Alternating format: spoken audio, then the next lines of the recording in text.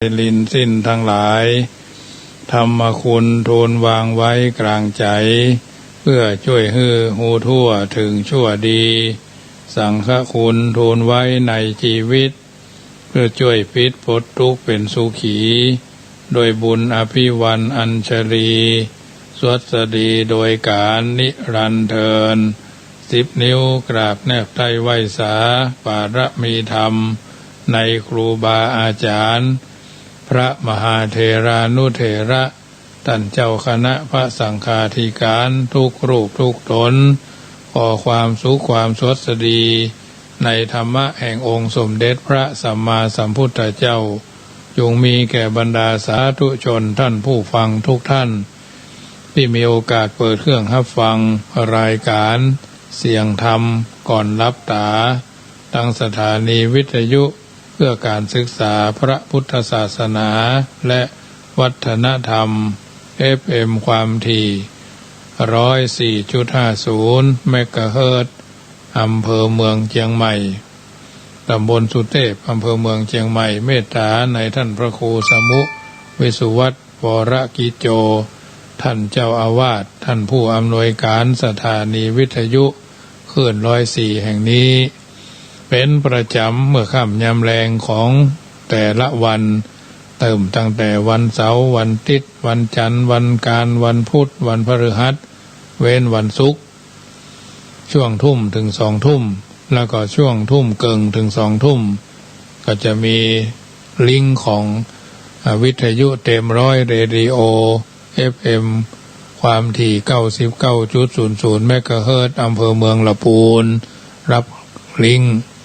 และก็นาบุญเรดิโอ 102.25 บ้านโฮงวิทยุคนยองลำพูนอันนี้สายบ้านโฮงจะมีอยู่2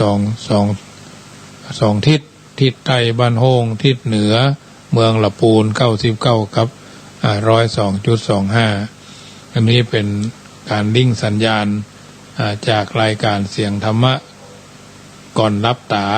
อาตมาภาพพระมหาประสิทธมาภินันโทเจ้าวาดวัดจังกำตำบลมะกอกอำเภอป่าสังจังหวัดลำพูนก็จะได้น้อมนำเอารายการนี้มามาจาทักทายบรรดาญาติโยมสาธุชนที่อยู่ทางบ้านฟังกันเป็นประจำน้ำธรรมคำสอนเป็นอาหารใจเมื่อค่ำยามแลงของวันนี้เอาท่านทั้งหลายอาจจะมีธุระปะปังหรืออาจจะกำลังเดินทางหรือเดินทางถึงบ้านถึงจองกันเป็นส่วนใหญ่บ้านคือวิมานที่เราท่านทั้งหลายจะต้องอาศัยรับนอนในแต่ละครั้งในแต่ละโอกาสในละจังหวะเวลาก็ถือว่าเราท่านทั้งหลายนั่นต้องไปทำหน้าที่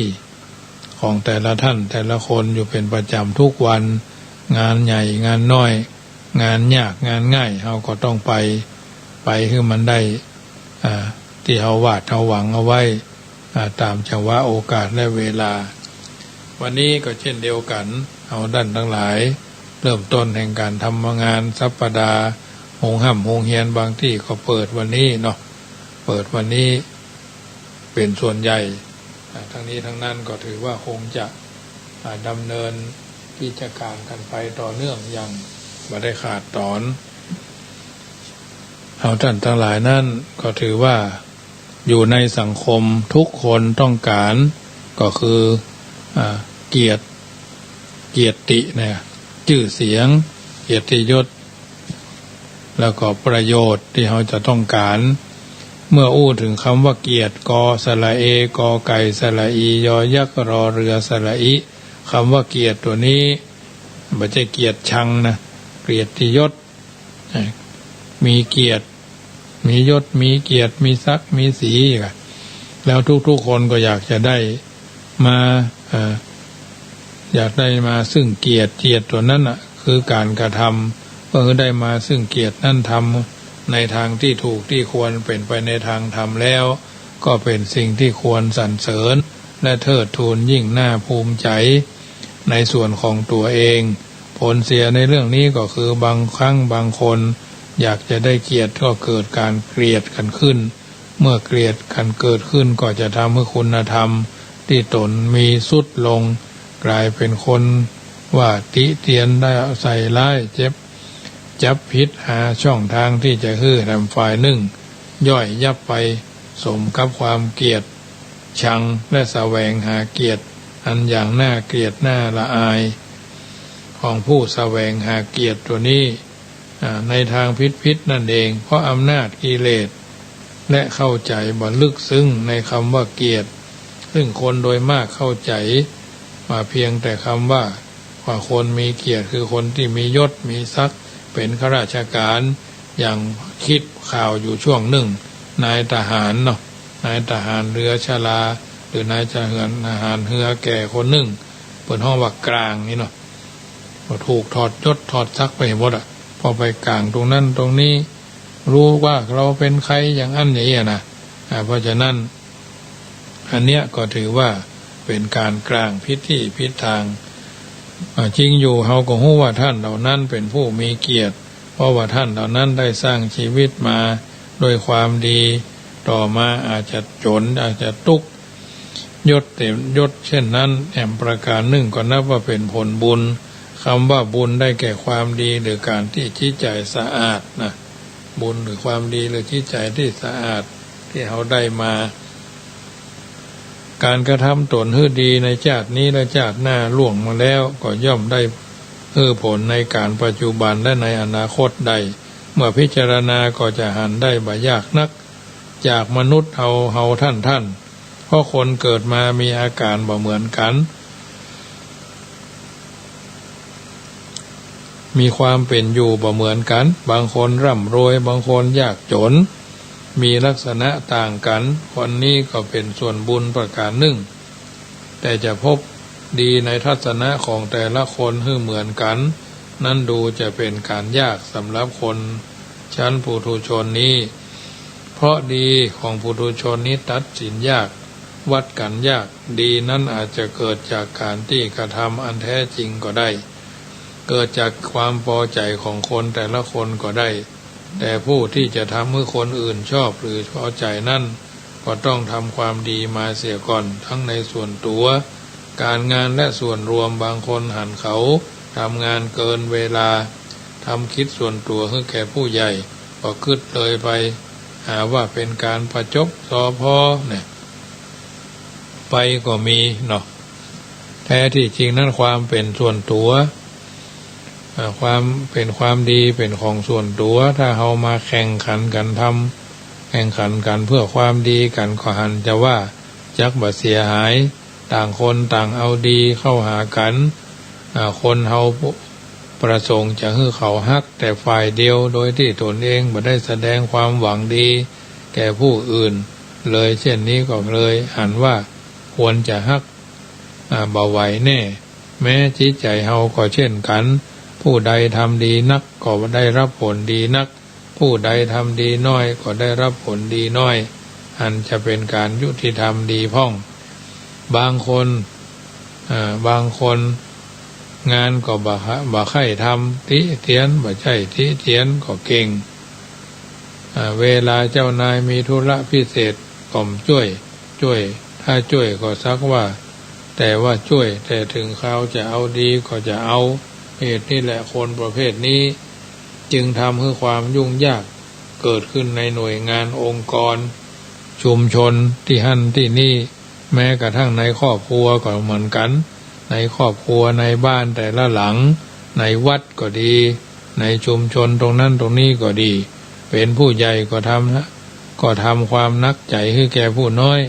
เป็นผู้น้อยก็ทำความนักใจให้แก่ผู้ปกครองตลอดทั้งส่วนรวมคนที่อยู่กับคนอื่นอยู่ใต้ปกครองก็ต้องทำกิจธุระของเขาให้สำเร็จโดยความยินดีและเต็มใจมีคำสอนที่เป็นสุภาษิตเอาไว้อย่างน่าคิดพิจารณาถูกต้องตรงแท้นำเอาไปเป็นเครื่องปรับปรุงเปลี่ยนแปลงในการแก้ไขตนตัวว่าอยู่บ้านท่านอย่านั่งดูดายปั้นวัวปั้นควายให้ลูกท่านเล่นเนี่ยนะพระบรมศาสดาท่านก็ทรงแสดงชี้แจงข้อนี้แก่สิงคาระมานพว่า ต้องลุกขึ้นทำงานก่อนนายไปถึงที่ทำงานโวยกว่าเจ้านาย2เลิกงานทีหลังนาย3ถือเอาแต่ของที่นายฮื้อ4ทำงานฮื้อดีขึ้น5นำคุณงามความดีของนาย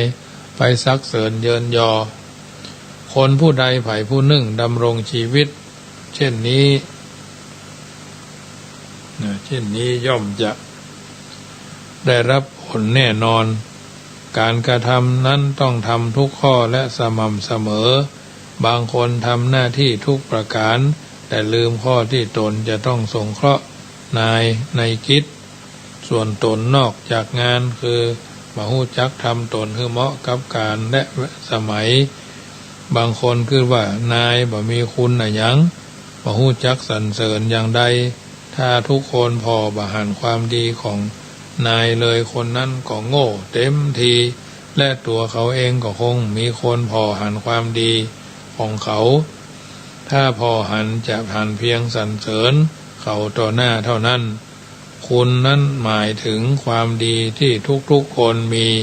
และคุณประโยชน์ก็คือความดีที่ทุกๆคนทำให้ที่เฮาอยู่ร่วมกันด้วยความผาสุกก็เพราะความดีของผู้อื่นมากมายนักปราชญ์ย่อมระลึกถึงนักปราชญ์ผู้ย่อมระลึกถึงและรู้คุณของทุกคนแม้ได้รับการช่วยเหลือแม้ครั้งเดียวทั้งโดยตรงและโดยอ้อมแต่ก็มีบางคนทำงานแต่กลับ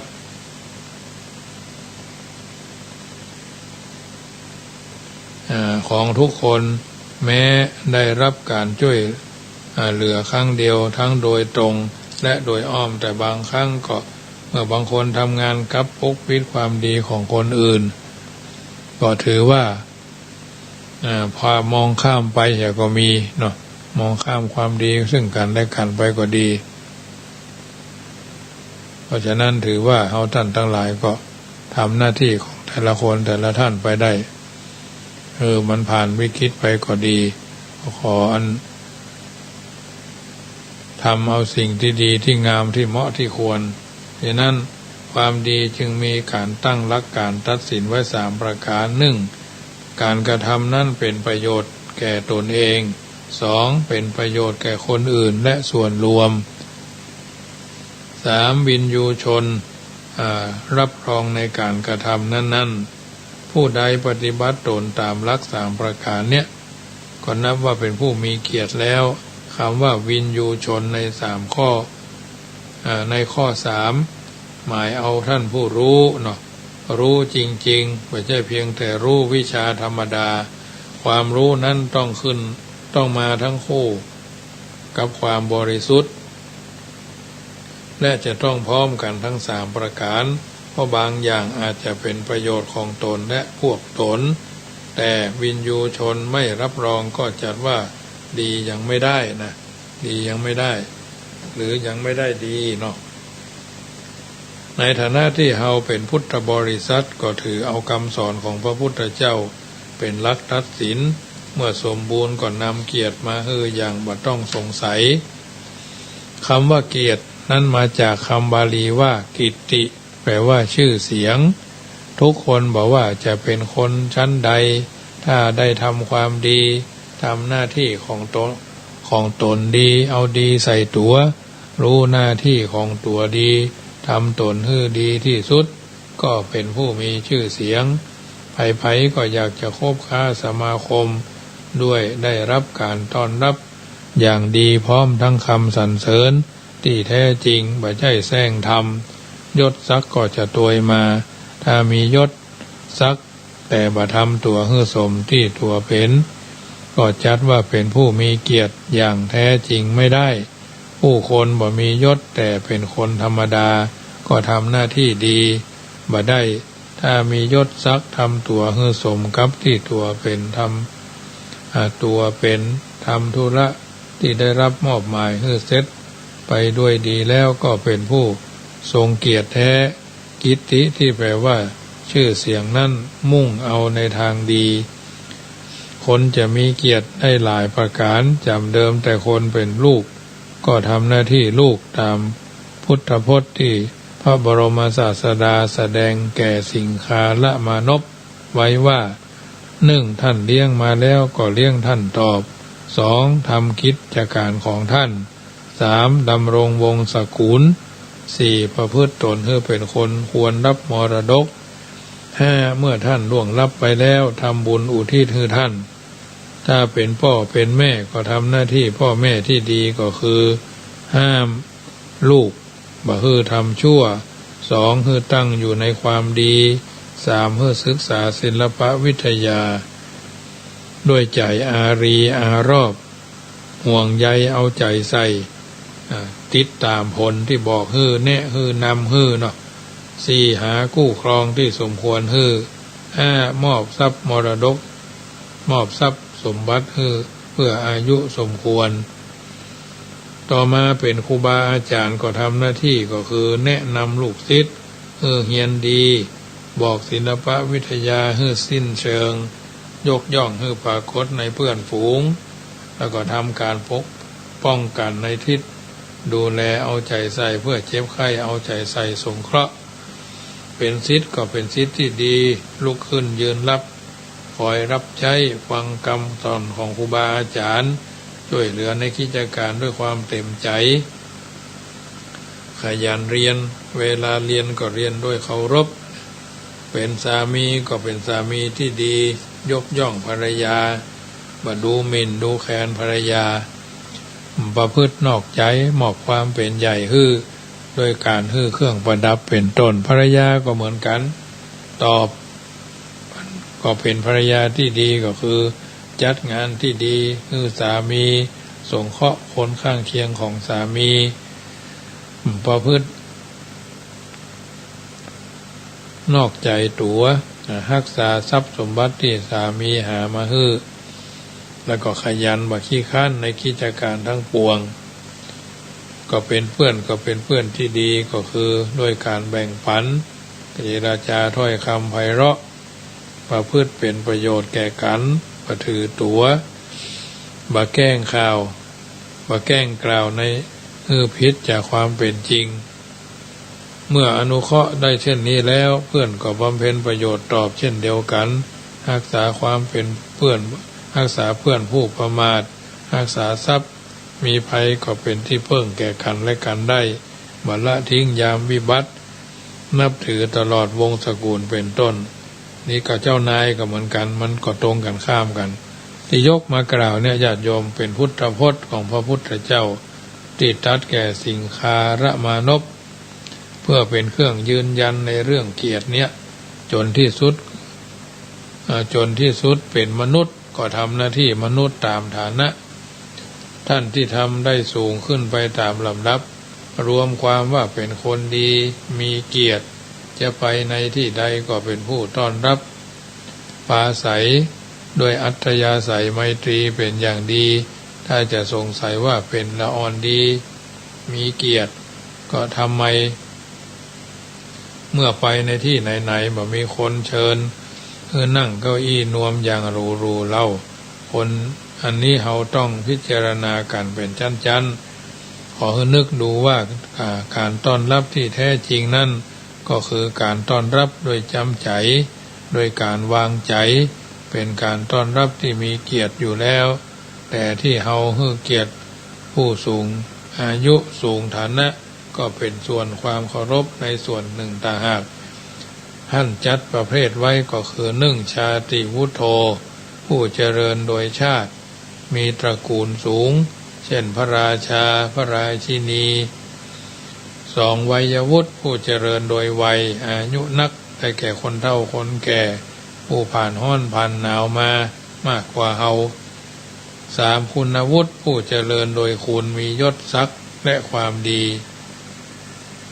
ฉะนั้นการต้อนรับจึงเป็นไปตามฐานะของบุคคลแต่ละบุคคลพุทธเจ้าก็ทรงแนะนำเรื่องปฏิสันถานไว้2ประการญาติโยมสาธุชน1อามิสปฏิสันถานการต้อนรับโดยอามิสก็คือสิ่งของมีน้ำดื่มข้าวสารจัดสถานที่ไว้ต้อนรับ2ธรรมปฏิสันถานการต้อนรับโดยธรรม การต้อนรับโดยธรรมหมายถึงการแสดงไมตรีจิตบ่แสดงกิริยาที่ส่อให้เสียธรรมและการต้อนรับสมควรแก่ฐานะของแขกเช่นเป็นเพื่อนก็จัดในฐานะเป็นญาติเป็นผู้ที่เคารพนับถือก็เกิดก็จัดให้เหมาะไม่ใช่เป็นเพื่อนแต่จัดเสียจนเพื่อนกระดาษเช่นนี้เพราะเรียกว่าธรรมปฏิสันฐานการต้อนรับถือเป็นเกียรติก็คือการแสดงไมตรีจิตโดยการวางใจเชื่อใจและเคารพในความดีสมเด็จพระสัมมาสัมพุทธเจ้าตรัสว่าผู้ใดฮู้จักตนฮู้จักประมาณฮู้จักการเวลาฮู้จักสมัยเขาก็พึงอยู่ในสังคมคือราชการได้ฉะนั้นการที่ละอ่อนได้ประกอบความดีมีเกียรติคือมีชื่อเสียงคือได้รับความไว้วางใจ ไปไหนคนที่ต้อนรับด้วยความยินดีส่วนการต้อนรับผู้มีชาติสูงมีอายุและมีคุณแม้ดูผิวเผินว่าลดหลั่นเป็นชั้นข้อนี้เป็นเรื่องการปฏิบัติธรรมเป็นเกียรติทั้งแก่ผู้อื่นและตนเองทุกประการฉะนั้นทุกคนก็เป็นผู้มีเกียรติได้เพราะเป็นผู้ประกอบกรณียกิจที่ดีเป็นเหตุให้ชื่อเสียงฟุ้งขจรกระจายไปทั้งในที่ทวนลมและตามลมเนื่องจากกิจที่ตนกระทำนั้นดีทั้งส่วนตัวทั้งส่วนรวมและวินยูชนก็รับรองความบริสุทธิ์นั้นขอให้ท่านทุกคนรักษาเกียรติในหน้าที่ของตนไว้คือเหมาะสมกับหน้าที่ที่ตนได้รับด้วยดีตลอดไปตามสมควรแก่ฐานะและภูมิปัญญาอันนี้คือเรื่องของเกียรติ ญาติโยมสาธุชนที่ฟังรายการทางสถานีวิทยุเต็มร้อยเรดิโอ FM ความถี่ 99.00 อำเภอเมืองลำพูนและวิทยุนาบุญเรดิโอ FM ความถี่ 102.25 บ้านอำเภอบ้านโฮงเนาะอำเภอบ้านโฮงคนยองลำพูนนาบุญเรดิโอก็กำลังฮับสัญญาณฮับทิ้งสัญญาณรายการเสียงธรรมก่อนรับตาทางสถานีวิทยุทั้งนาบุญเรดิโอเต็มร้อยเรดิโอและก็วัดฝ่ายหินวิทยุเพื่อการศึกษาพระพุทธศาสนาและวัฒนธรรมทุกวันเสาร์อาทิตย์จันทร์การพูดพฤหัสทุ่มถึง2 ทุ่มแต่ลิงก์ของพี่น้องบ้านโฮงและอำเภอเมืองลำพูนนี่ฟังช่วงทุ่มครึ่งถึง2 ทุ่มเนาะทีนี้มาอู้ถึงเรื่องของประโยชน์คำว่าประโยชน์แล้วทุกคนก็คงจะหู้ดีและอยากจะได้ทั้งนั้นคือผลประโยชน์เนาะผลพวงผลพลอยได้เนาะผลพวงได้ผลพลอยได้ก็แล้วแต่ได้อยากได้ทั้งนั้นเพราะการกระทำเราต้องหวังประโยชน์เป็นเรื่องธรรมดาและการที่จะทำประโยชน์และรักษาประโยชน์นั้นยังเป็นปัญหาและยากอยู่เนื่องจากคนเราโดยมากมักจะเอาแต่ประโยชน์อย่างเดียวไม่อยากทำเนาะไม่อยากจะทำสุกเอาเผากินว่านละหรือทำหน้าที่ประโยชน์ของตัวเองเป็นอันนักพุทธเจ้าจึงเมื่อจะเสด็จดับขันธปรินิพพานทรงเป็นห่วงพระพุทธบริษัทห่วงพุทธบริษัทเป็นจำนวนนักถึงกับตักเตือนพุทธบริษัทไว้ในปัจฉิมโอวาทว่าดูกระภิกษุทั้งหลายเฮาขอเตือนเธอทั้งหลายว่าสังขารมีการเปลี่ยนแปลงเป็นธรรมดานะสังขารมีการเสื่อมสูญมีการเปลี่ยนแปลงเป็นธรรมดาเธอทั้งหลายจงบำเพ็ญกิจประโยชน์ของตนและของผู้อื่นให้บริบูรณ์สมบูรณ์โดยความบัพมาเตะนะที่พระพุทธเจ้าตรัสคำว่าภิกษุนั้นไม่ได้หมายว่าเฉพาะพระเท่านั้นนะเพราะทรงหันว่าพระเป็นหัวหน้าพุทธบริษัทหมายถึงภิกษุภิกษุณีอุบาสกอุบาสิกา เพราะฉะนั้นคำเตือนที่เตือนหัวหน้าก็เหมือนเตือนอุบาสกอุบาสิกาโดยการเตือนเรื่องความสูญของสังขารคนมักเข้าใจผิดว่าพระองค์สอนให้นึกถึงความตายแต่เมื่อเกิดความท้อแท้ใจแท้ที่จริงจุดมุ่งหมายของพระองค์ต้องการที่จะให้ทุกคนทำประโยชน์และรักษาผลประโยชน์ของกันและกันด้วยความไม่ประมาทนะคำว่าประโยชน์เมื่อแยกออกเป็นแล้วก็เป็น3ประการ1ประโยชน์ในชาตินี้2ประโยชน์ในชาติหน้า3ประโยชน์อย่างสูงอิทคือพระนิพพานนะประโยชน์มีอยู่3ประโยชน์ในชาตินี้ประโยชน์ในชาติหน้าประโยชน์สูงสุดคือพระนิพพานประโยชน์ในชาตินี้พระองค์ทรงปรารถนาที่จะให้มีแก่คนทุกคนที่เกิดมาคำว่าคนแปลว่าเกิดมาเนาะคนแปลว่าเกิดมาเท่านั้นก็จะมีปัญหาว่าเกิดมาทำไมเนาะเมื่ออันหยังเพื่ออะไรมักจะได้รับคำตอบตรงกันตามความหันส่วนตัวแล้วก็อยากจะตอบว่าเกิดมาเพื่อทำประโยชน์แต่อย่าถือว่าเป็นคำตอบที่ถูกนักเพราะคนบ่ฮู้อันหยังแน่เมื่ออวิชชาบังคับหรือบดบังตามที่ท่านพุทธทาสได้เขียนหนังสือเอาไว้ว่าคนเฮายังบ่ฮู้อันหยังจริงถ้าฮู้จริงแล้วเฮาจะทำอันหยังบ่ผิดนะคนเรายังไม่รู้อะไรจริงๆแต่ถ้ารู้จริงๆแล้วเราจะทำอะไรไม่ผิดนะที่ว่าเกิดมาทำประโยชน์นั่นหมายถึงถ้าเฮาเกิดมาบ่ได้ทำอันหยังเป็นส่วนดีที่เป็นประโยชน์มักจะอู้ว่าคอหยักสักแต่ว่าเป็นคนเนาะคอหยักสักแต่ว่าเป็นคนนักเข้าก็กลายเป็นคนกับเขาบ่ได้ถึงขนาดห้องว่า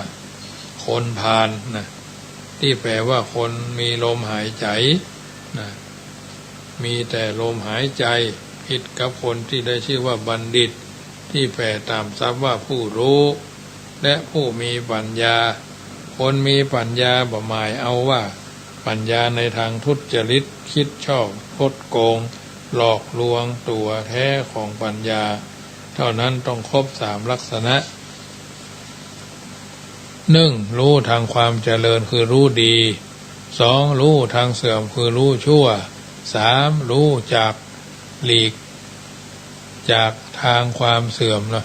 รู้จักหลีกจากทางแห่งความเสื่อมดำเนินปฏิบัติทางเจริญทุกคนต้องรู้แก่ใจเองดีว่าชั่วดีแต่บ่มีความรู้ในทางหลีกเลี่ยงทางชั่วคนจึงทนต่อการเย้ายวนของสิ่งที่เสื่อมไปบ่ได้หลีกไม่ไหวหูอย่างพระก็ว่าตกในอำนาจกิเลสเมื่อคนหูว่าดีชั่วแล้วก็หลีกทางชั่วดำเนินทางดีก็จัดว่ามีปัญญาโดยแท้ในคำว่าบัณฑิตนี้ท่านพุทธทาสท่านก็ให้คำจำกัดความไว้ว่าผู้มีปัญญาเอาตัวรอดได้คือบัณฑิตผู้มีปัญญาเอาตัวรอดได้หันจะตรงกับภาษิตสุนทรภู่ที่ว่ารู้อะไรไม่สู้รู้วิชานะรู้อะไรไม่สู้รู้วิชาหูรักษาตัวรอดเป็นยอดดีนะหูรักษาตัวรอดเป็นยอดดีแต่คนก็มักจะใช้ภาษิตผิดลักษณะเช่นเห็นคนหันแก่ตัวคอยลบหลีกงานก็เอาภาษิตไปต่อท้ายไว้ว่ารู้รักษาตัวรอดเป็นยอดดีทำละนะรู้รักษาตัวรอดเป็นยอดดีเนี่ยเรื่องก็เลยลำบากและยุ่งกันขึ้นเท่าที่สุนทรภู่ท่านเขียนไว้หมายถึงผู้ถึงรู้วิชาเลิศจริงๆอะไรก็สู้รู้วิชาไม่ได้ทางพระพุทธศาสนาก็มีคำรับรองไว้ว่าสุวิชาโนภวังโหติสุวิชาโนภวังโหติผู้มีวิชาดีเป็นผู้เจริญผู้มีวิชาไม่ ได้รับการยกย่องผู้มีวิชาได้รับการยกย่องได้รับเกียรติก็ชื่อเสียงเนื่องจากวิชามูลทรัพย์วิชาในทางพระพุทธศาสนาความหมายของสูงมากดังคำที่ว่าพุทธเจ้าได้วิชาสามของพระพุทธเจ้าก็คือระลึกชาติได้บุพเพนิวาสานุสติญาณนะระลึกชาติได้บุพเพนิวาสานุสติญาณการเกิดการตายของมนุษย์และสัตว์จุตูปปาตญาณจุตูปชาตญาณรู้จักการเกิดการตายของมนุษย์และสัตว์3อาสวัคขยญาณรู้จักธรรมอาสวะคือหมดคือเสี่ยงรู้จักธรรมสภาวะคือหมดคือเสี่ยงแต่อย่างใดก็ดีญาติโยมคนเฮายังบรรลุนิพพานหรือทำอาสวะคือหมดไปได้พระองค์ก็ตรัสคือทำประโยชน์แก่ที่สำคัญในชาตินี้แยกเป็นข้อก็คือ1รู้จักทำความเพียรบ่ขี้ค้านในการทำธุระที่เกี่ยวกับที่การงานและเล่าเรียน2รู้จักรักษาทรัพย์รักษากิจหน้าที่บ่ปล่อยปละละเลยบางคนเวลาได้ทรัพย์ก็ฟุ่มเฟือยงานก็บ่ทำกินจนเพื่อหมูเพื่อหมาแต่เวลาต้องการประโยชน์ก็เหมือนประโยชน์ก็ยากมีมากอยากได้นักแต่เอาแต่ประโยชน์อย่างเดียว3คือคบคนดีมีเป็นเพื่อนดีคือเพื่อนดีเพื่อนนั้นเป็นผู้ให้ความสุขในอย่างหนึ่งคนทุกคนเกิดมาก็ต้องมีเพื่อนกินหายากเพื่อนตายเพื่อนกินหายากเพื่อนตายหายเพื่อนกินหาง่ายเพื่อนตายหายากเพื่อนคือความสุขใดดังที่เรื่องเล่าในมงคลสูตรว่าเมื่อมาแล้วที่เมืองปาราณสีมีลูกเศรษฐี4คนเป็นเพื่อนกันนั่งอยู่ในระหว่างทางเข้าเมืองขณะนั้นมีนายพรานเนื้อบรรทุกเนื้อที่โตนฆ่ามาจากป่าผ่านมาเพื่อนำไปขายในเมืองลูกเศรษฐี4คนก็หันแล้วก็ลูกเศรษฐี4คนหันแล้วก็พากันไปถามเพิ่นลูกเศรษฐีคนที่1ก็อู้ว่าเฮ้ยขอซื้อเนื้อแก่ข้าขอเนื้อแก่ข้าบ้างนี่ไม่ใช่ว่าขอซื้อขอเนื้อแก่ข้าบ้างอันนี้นายลูกคนที่1นายพรานก็คิดว่าเมื่อคนขอไม่ให้ก็ไม่เหมาะแต่คำพูดของคนนี้เหมือนเนื้อพังผืดไม่น่าฟังเสร็จแล้วก็ตัดพังผืดไปคนที่2ก็อู้ว่าพี่ขอเนื้อฉันบ้างนายพรานก็คิดว่าโอ้คำอู้ของคนนี้เหมือนเนื้อล่ำก็คือที่ขาคอยพยุงร่างกายน่องไว้ด้วยเนื้อที่ขาคอยพยุงร่างกายเพราะคำว่าพี่ธรรมดาต้องมีหน้าที่ดูแลน้องช่วยเหลือน้องคิดแล้วต้องกดตัดเนื้อล่ำขึ้นไปคนที่3ก็อู้ว่าพ่อขอเนื้อฉันบ้างพ่อขอเนื้อน้อยพ่อขอเนื้อฉันบ้างนายพรานก็คิดว่าคำว่าพ่อเนี่ยถ้าไผ่ห้องหรือผู้ถูกห้องก็ซึ่งเป็นพ่อก็ทำให้จิตใจหวั่นไหวสะทกสะท้านละลิกละลี่เหมือนกันจะเอาในสิ่งใดแล้วก็พ่อก็จะแสวงหามาให้ทั้งสิ้นแม้จะเดือดร้อนได้ลำบากแก่ตนก็เช่นใดแล้วก็ตัดเนื้อหัวใจขึ้นไปคนที่4ก็อู้ว่าเพื่อนขอเนื้อฉันพ่องหรือเนื้อฉันบ้างนายพรานก็คิดว่าโอ้ในที่ไหนถ้ามีเพื่อนเสร็จแล้วก็จะมีแต่ความว้าเหวใจเหมือนก็เพื่อนก็เหมือนคนเหมือนมีทุกอย่างเสร็จแล้วก็มอบทั้งเนื้อทั้งรถบุตรเศรษฐีก็นำนายพราน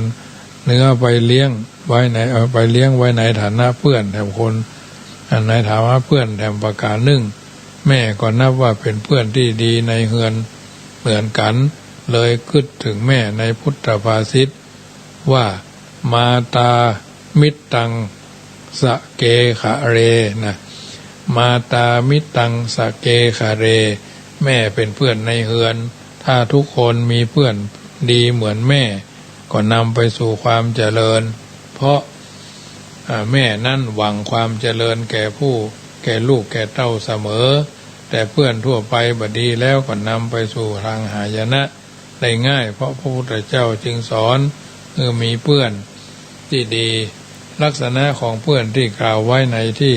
ทีอาคะนิกะทีฆะนิกายปฏิกาวัคสำหรับคนเทียมมิตรเรียกง่ายๆว่าเพื่อนเทียมมีอยู่4ประเภทเพื่อนปอกลอกมีลักษณะ4ประการคิดเอาแต่ได้ฝ่ายเดียวฝ่ายมีอย่าอี้ก็ละก็ห่างเหียเริ่มห่างไปกำน้อยเนาะ2คิดเอาให้มากเสียน้อยคิดเอาให้มากแต่คิดเสียให้น้อย3เมื่อมีภัยจึงรีบทำกีดเพื่อนนะเมื่อมีภัยจึงรีบทำกีดเพื่อน4คบเพื่อนเพราะเห็นประโยชน์ของตนอันนี้มิตรปอกลอก4ประการเพื่อนดีแต่พูดก็มีลักษณะอยู่4เก็บเอาของล่วงแล้วมาปราศัย2อ้างเอาสิ่งที่บ่มีมาปราศัย3ส่งเคราะห์ในที่ที่เป็นประโยชน์4ออกปากเปิ้งบ่ได้อันนี้เพื่อนดีแต่พูดน้ำท่วมต้งพักบุ้งหลงเหลงไว้เด้อเนาะปุ่มล้มนี่นะขายเฮ็ดล้มเนาะอันนี้คือเพื่อนดีแต่พูด3ก็คอควายก็คือเพื่อนหัวประจบมีลักษณะแห่ง4ทำชั่วก็คล้อยตามทำดีก็ทำตามต่อหน้าก็สรรเสริญรับหลังก็นินทาแยกเขี้ยวนะเพื่อนหัวประจบมีลักษณะ4ประการก็คือ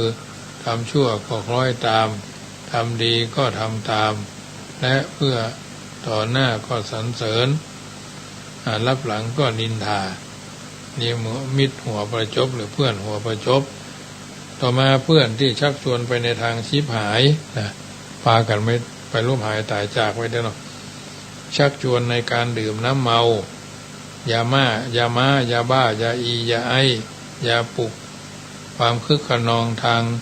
กายทางวาจาทางใจนะ2ชักชวนเที่ยวกลางคืนก็บ่ดีไม่ใช่ว่าเดี๋ยวก็ไปหั่นเดี๋ยวก็ไปนี่นกหนูปูปลาหมูมากาไก่มันก็ยังหู้จักนอนเนาะคนนี่แอวอยู่เลยเป็นเหยี่ยวราตรีเนี่ยชักชวนเที่ยวกลางคืน3ชักชวนให้มัวเมาในการเล่นการพนันถั่วโปปิงโกอย่างก็แล้วแต่ชักชวนให้มัวเมาในการเล่นเพื่อนที่ชักชวนไปในทางชิบหาย4ชักชวนเล่นการพนันอันเนี้ยญาติโยมสาธุชนท่านผู้ฟังทั้งหลายเพียงเท่านี้ก็พอจะหู้ได้ว่าสิ่งเหล่านี้เพื่อนไหนดีบ่ดีแต่คนเฮาบางทีก็คนอื่นบ่ดีเฮาคนอื่นบ่ดีร่ำไปบ่เคยคิดที่จะแก้ตัวเองเช่นบางคนออกปากมาขอยืมของเพื่อนก็ยืมแล้วก็ยืมเล่าจนเพื่อนเขารังเกียจจะหาว่าออกปากเพิ่งพาอาศัยบ่ถูกอันนี้ต้องพิจารณาเป็นกรณีพิเศษส่วนลักษณะมิตรแท้ก็คือป้องกันเพื่อนผู้ประมาทป้องกันทรัพย์สมบัติของเพื่อนเมื่อเพื่อนมีภัยก็เพิ่งพาอาศัยได้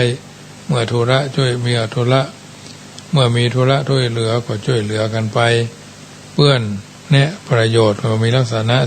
4ห้ามทำชั่วแนะนำให้ตั้งอยู่ในความดีฟังสิ่งที่บ่เคยฟังยกบอกทางสวรรค์นะเพื่อนร่วมทุกข์ก็คือขยายความลับของเพื่อนตนแก่เพื่อนปิดความลับเพื่อนบ่ละทิ้งความวิบัติแม้ชีวิตจะสละแทนได้สุดท้ายก็คือเพื่อนที่มีความฮักใคร่มีลักษณะอยู่4ประการคือทุกข์ก็ทุกข์ด้วยกันสุขก็สุขด้วยกัน คัดค้านผู้ที่พูดที่เทียนเพื่อนรับรองคนที่อู้สรรเสริญเพื่อนของเพื่อนเอาไว้อันเนี้ยญาติโยมท่านผู้ฟังทั้งหลายเพื่อนสัพพะว่าเพื่อนมีอุปการะเพื่อนแนะนำประโยชน์เพื่อนหาร่วมทุกข์ร่วมสุขแล้วก็เพื่อนมีความรักใคร่ทุกข์ด้วยกันสุขด้วยกันคัดค้านผู้ที่เทียนเพื่อนเมื่อเราหู้ลักษณะเหล่านี้แล้วเราจะได้ความหู้เพิ่มขึ้นในคำว่าเพื่อนที่มีความหมายกว้างขวางตั้งแต่พ่อแม่ลูกบ่าวลูกสาวและเพื่อนทั่วไปเช่นภรรยาจึงมีคำกล่าวไว้ว่ามีภรรยาเหมือนมีภรรยามีภรรยาดีเหมือนแม่เหมือนน้องเหมือนนายเหมือนเพื่อนและเหมือนโจรเหมือนเพชฌฆาตเหมือนทาสก็คิดเอาเองว่าลักษณะอย่างใดแม่เป็นอย่างใดโจรอย่างใดน้องอย่างใดซึ่งเป็นเครื่องยืนยันในเรื่องนี้เป็นอย่างดีแต่ก็ถึงอย่างนั้นพึงระวังตกเป็นมิตรบางคนเป็นเพื่อนที่ฮักกันในภรรยาสามีฮักกันแต่หูได้ยินเสียงเรื่องต่างๆจากคนอื่นยิ่งเป็นเรื่องที่บดีก็เชื่อเขาเอามาง่ายๆพิจารณาอย่างคือดีเพราะค่าคำที่ปุถุชนนั้นค่าที่ปุถุชนคนมีกิเลสคือความอยากเป็นทุนอยู่แล้วตรงกันข้ามถ้าไผมาอู้ฮือทำเช่นนั้นแนะนำเช่นนี้ในทางดีแล้วมักบารับฟังเพราะจมตัวบะลงจมตัวบะลงอันนี้เป็นเพื่อนที่ดีต้องพิจารณาตามตัวสุดท้ายก็ประโยชน์ที่คือพระองค์ทรงสอนคือรู้จักการเลี้ยงชีวิตพอสมควรแก่ทรัพย์ที่หามาได้ฝืดเคืองและบ่ฮือสุรุ่ยสุร่ายถ้าจ่ายเงินเกินกว่าจำนวนที่หาก็จะต้องยิบยื่นเป็นนี่เป็นศีลปรากฏในวัยในวัฏยวะยาการสตะข้อที่ข้อที่52ท่านพอพันธุเสนารวมไว้ในคลังปริยัติว่าลักษณะคนโง่3ประเภท1ไม่มีทรัพย์แต่กลับละโมบในกามคุณคือใช้เงินตามความอยากของตนสุรุ่ยสุร่ายนั้นเอง2อ่อนน้อมอ่อนแอแต่ชอบทะเลาะวิวาท3รู้จักรู้น้อยแต่ชอบโต้เถียงเนาะไม่มีทรัพย์กับละโมบในกามคุณอ่อนแอแต่ชอบทะเลาะวิวาทรู้น้อยแต่ชอบโต้เถียงเป็นต้นต่อไปจะกล่าวถึงวิธีใช้ทรัพย์พอประดับสติปัญญาตามนัยยะแห่งเกทระชาดกปณิกนิบาตปณิกนิบาตท่านพอพันธุเสนารวบรวมไว้ในคลังปริยัติว่าอีนังมุนจาติใช้หนี้เก่าอีนังธรรมิให้กู้ยืมทะปาเตเชตเทติปาเตเฉปาเตฉัตเทมิทิ้งลงเหวเนาะแล้วก็สุดท้ายก่อนนิคิมมิทิมปิตัทธะนิทธหามิเอาฝังเอาไว้เพราะฉะนั้นทรัพย์ในใจนี่เก่าเขากู้ทิ้งเหวฝังเอาไว้จึงนำมาอู้เอิญเจริญพรให้บรรดาญาติโยมสาธุชนที่อยู่ทางบ้านฟังแล้วเป็นจะได้พ้องโทรศัพท์ทักทายกันมาได้เนอะ0615476539 0615476539ค่ำคืนวันนี้รายการเสียงธรรมก่อนรับตาก็มาถึงช่วงแห่งการเปิดสายหน้าใหม่ก่อนจะได้โทรศัพท์ทักทายกันมาก็ขอประชาสัมพันธ์บอกเอิญเจริญพรร่วมทำบุญ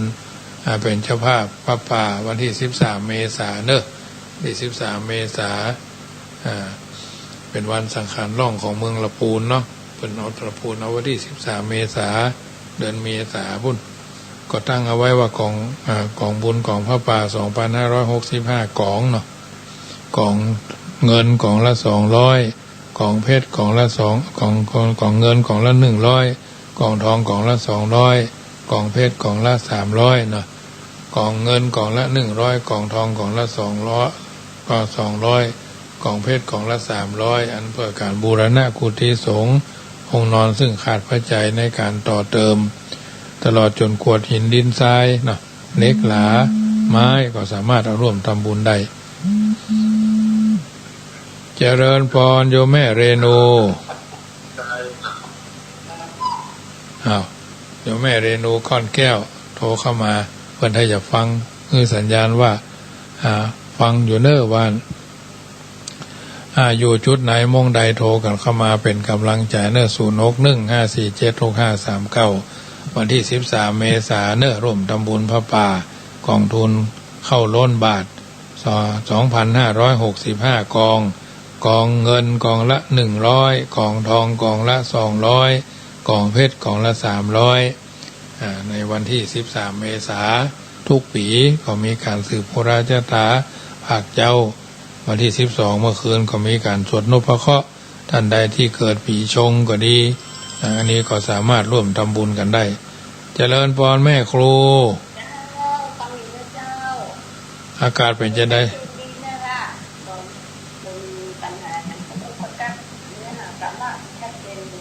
ชัดเจนเกียรติและประโยชน์เนาะ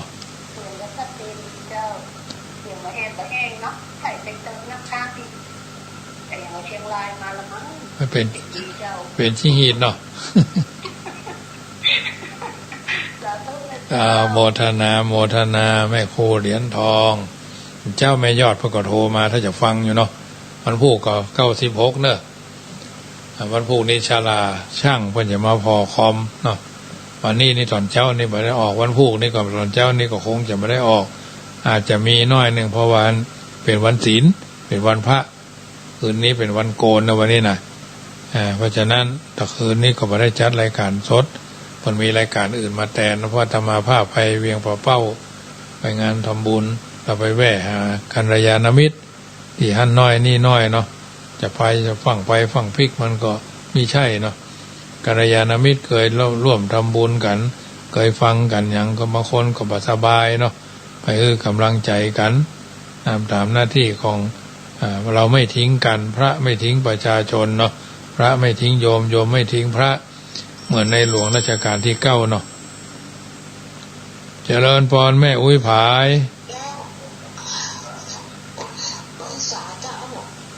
ฟังชัดเจนดีเนาะ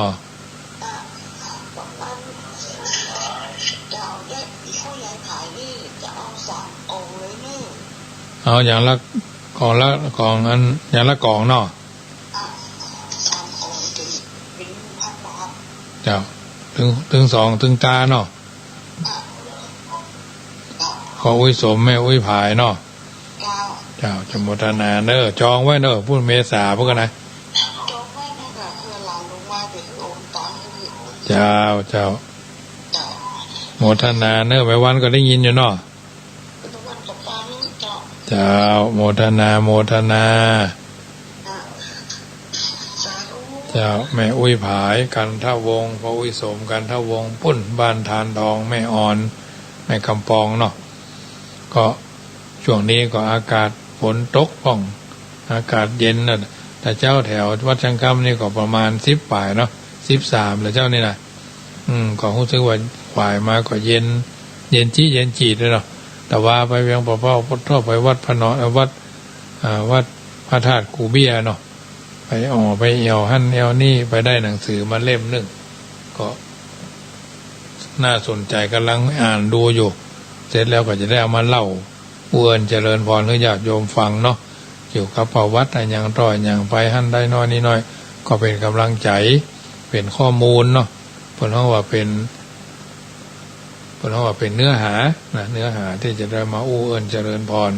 ให้ญาติโยมได้ฟังก็มีญาติโยมที่เพื่อนร่วมทำบุญทางเวียงป่าเป้าก็ประกาศไปแล้วเนาะอันนี้ก็ทุกคนทุกท่านก็ร่วมด้วยช่วยกันคนละเล็กคนละน้อยวันพุธนี่ก็พี่น้องทางลำปางก็จะไม่เอวหาเพราะว่าเพื่อนจะทำบุญส่งน้ำวัดสำเภาเนาะตำบลเนี่ย อำเภอเมืองลำปางเนี่ยบ่อเหี้ยวกะ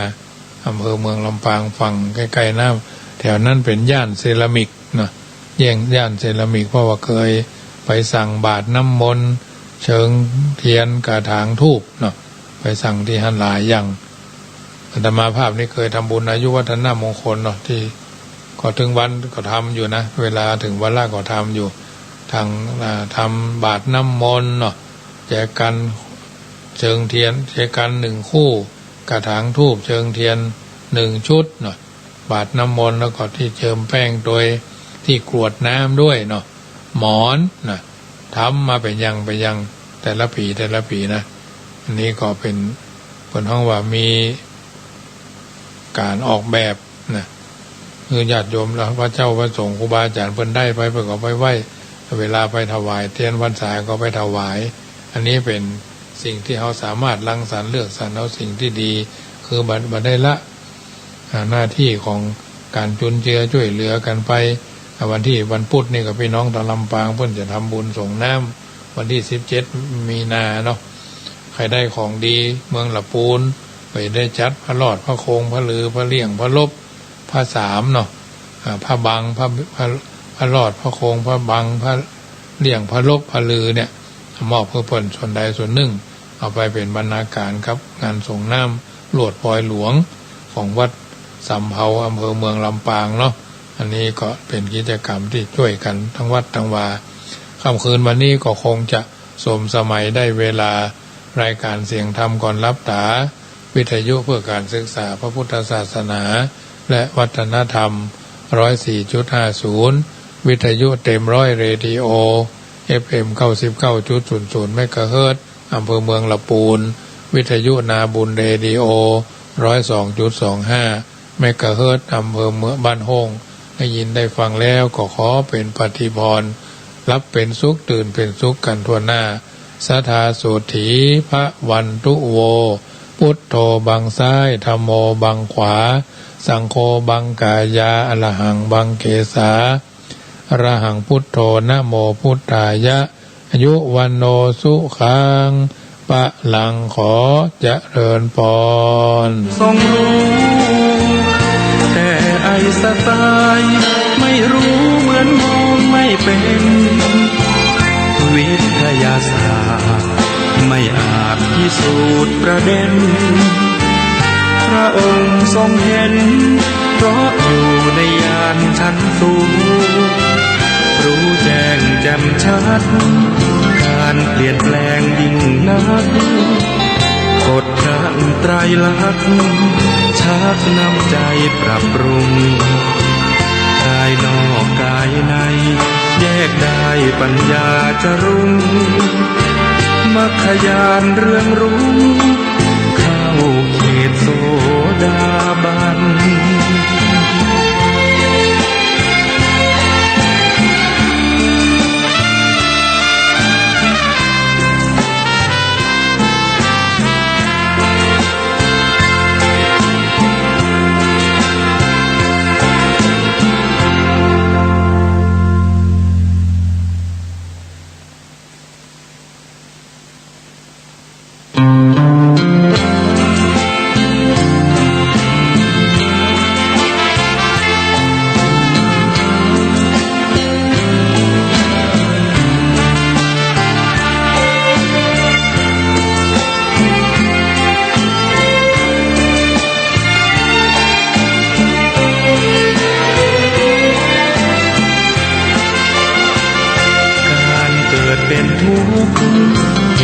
ทำให้เกิดทุกข์ช่องทางดับทุกข์นั้นคืออุเบกขาอริยสัจสี่รวมความได้เห็นปัญญาส่องฉายบัญชาในภาวะจิตในโลกิยธรรมโลกุตรธรรมจุดเชื่อมที่นำเจริญสมาธิใจโคตระภูญาณเที่ยวชาญมั่นคงสดใส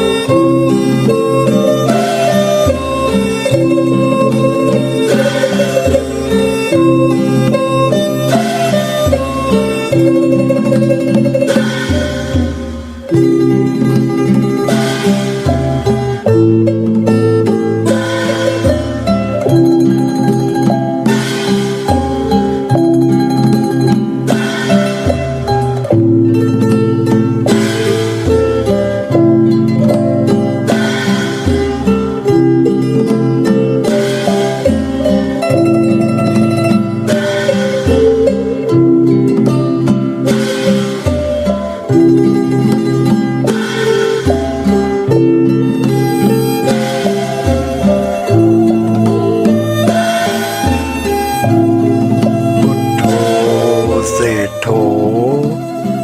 ติโลกัสมิงสัปปะสัตตานังพุทโธเศโถติโลกัสมิงสัปปะสัตตานัง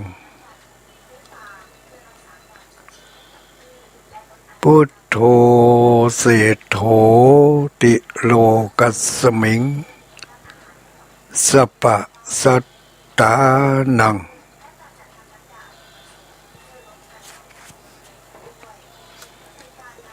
ขอความนอบน้อมแด่องค์สมเด็จพระสัมมาสัมพุทธเจ้าขอน้อมอภิวาทพระสัทธรรมเจ้าขอน้อมนมัสการพระอริยสงฆ์เจ้า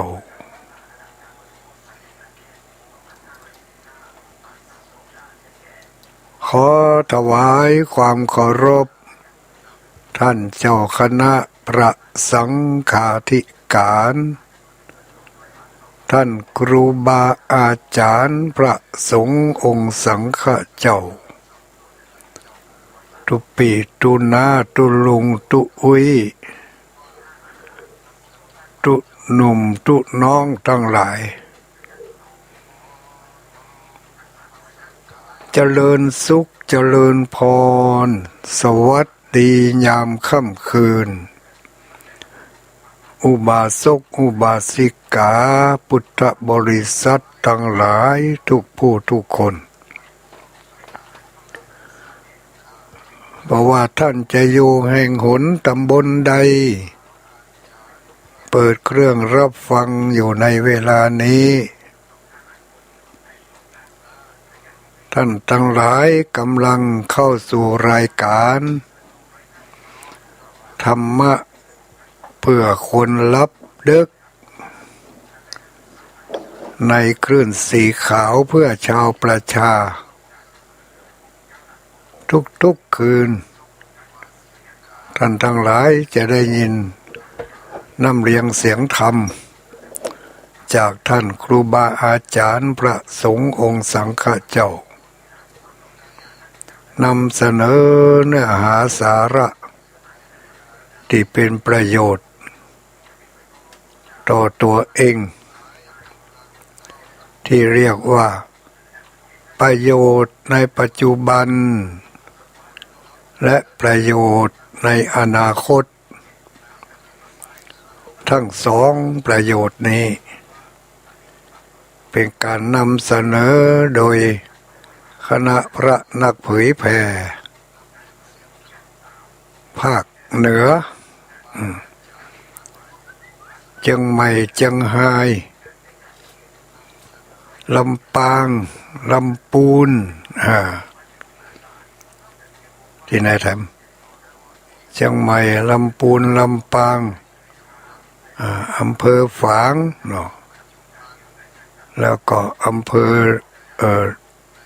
ได้รอนะก็เชียงใหม่นี่เนาะฝางก็เชียงใหม่ยังได้ก็ดีถือว่าเราทั้งหลายนั้นได้มีส่วนร่วม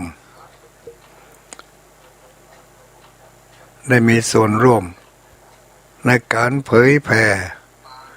พระสัทธรรมคำสอนขององค์พระสัมมาสัมพุทธเจ้าเหมือนกัน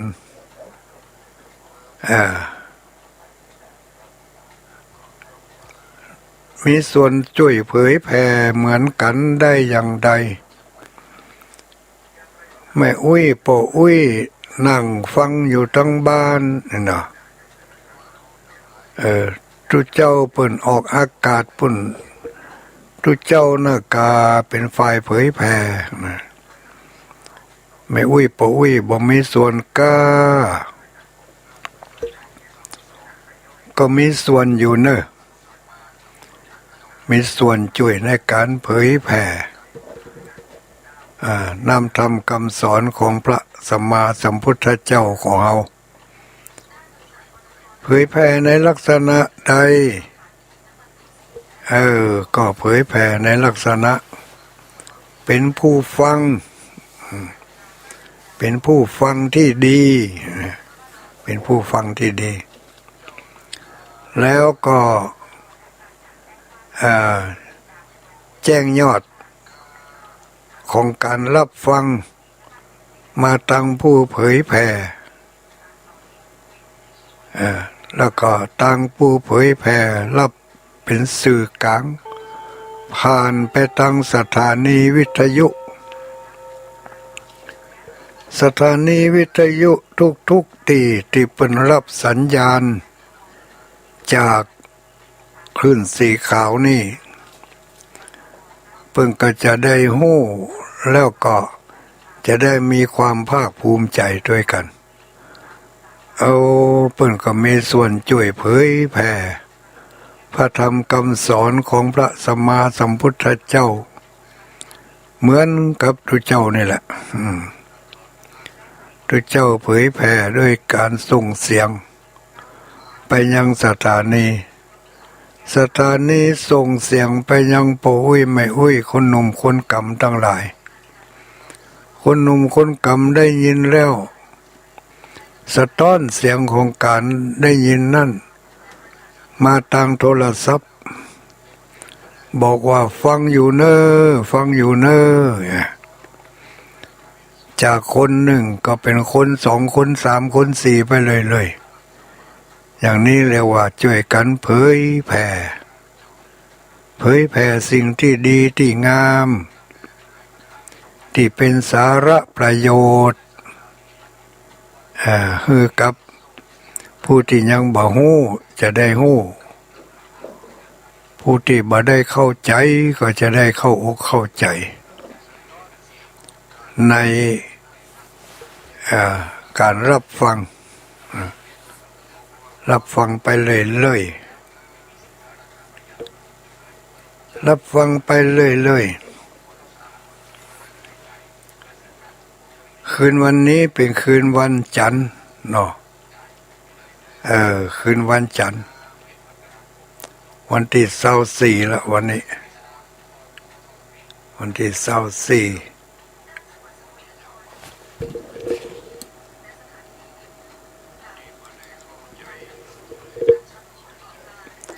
วันจันทร์ที่24เดือนมกราคมพุทธศักราช2565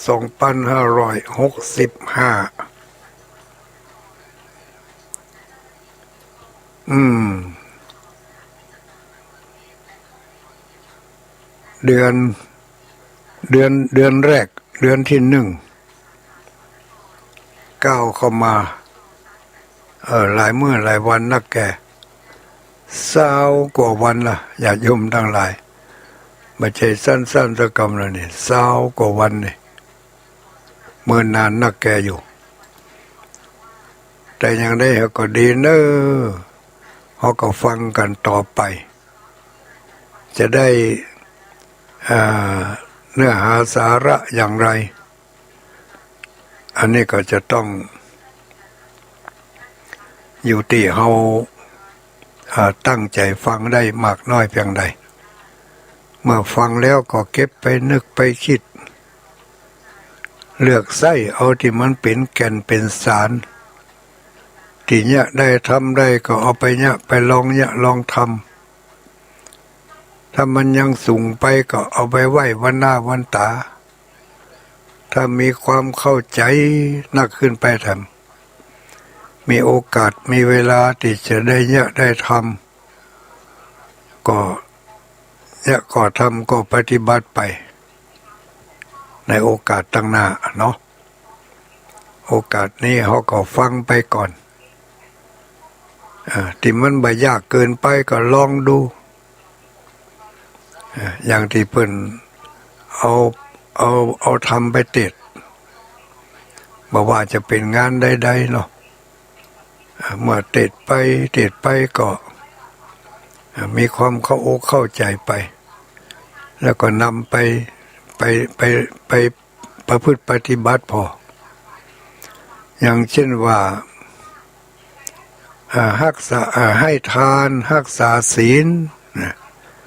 เจริญเมตตาภาวนาอย่างนี้เป็นต้น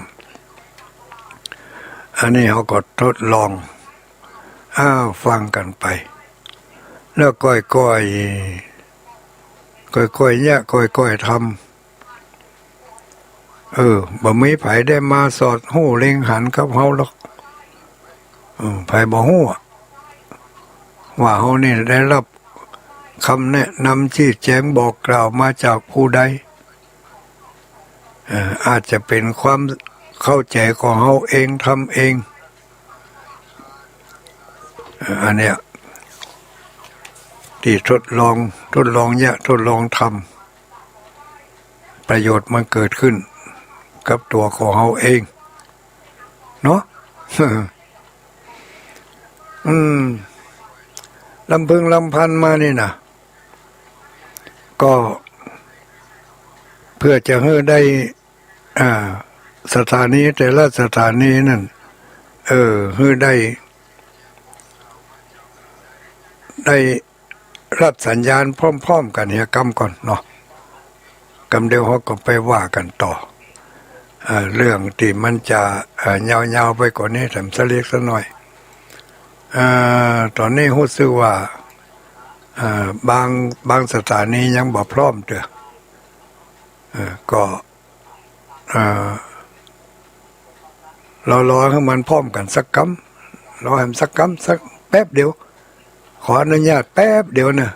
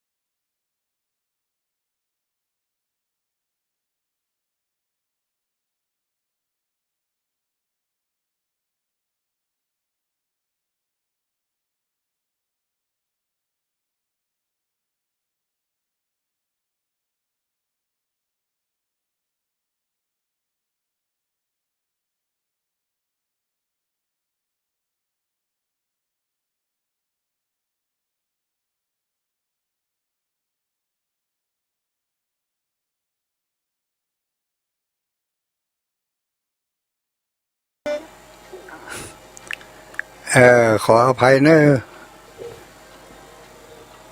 ขัดข้องทางเทคนิคนิดหน่อยคิดว่าคงจะพร้อมกันแล้วทุกๆสถานีเนาะเมื่อพร้อมกันแล้วต่อไปตุลุงก็จะได้นำเสนอเนื้อหาสาระที่หมู่เฮาญาติโยมทั้งหลายจะได้นำไปเป็นข้อคิดเตือนคิดสะกิดใจเป็นกำหุมกำไฮก่อนรับก่อนนอนในคืนนี้ก่อนที่เขาจะรับไปในคืนนี้การที่เขารับไปคืนหนึ่งก็เหมือนกับว่าเขาตายไปจาดหนึ่งเนาะจาดนี้ตายไปก่อนที่จะไปสู่โลกหน้าหรือว่าสู่วันพรุ่งนี้เตรียมตัวเตรียมใจกันหรือยังเนี่ยเนาะเตรียมตัวเตรียมใจการรับก็เหมือนกับการตายในระยะสั้นการตายก็เหมือนกับการรับในระยะยาว วันพรุ่งนี้ก็เหมือนกับชาติหน้าในระยะสั้นชาติหน้าก็เหมือนกับวันพรุ่งนี้ในระยะยาว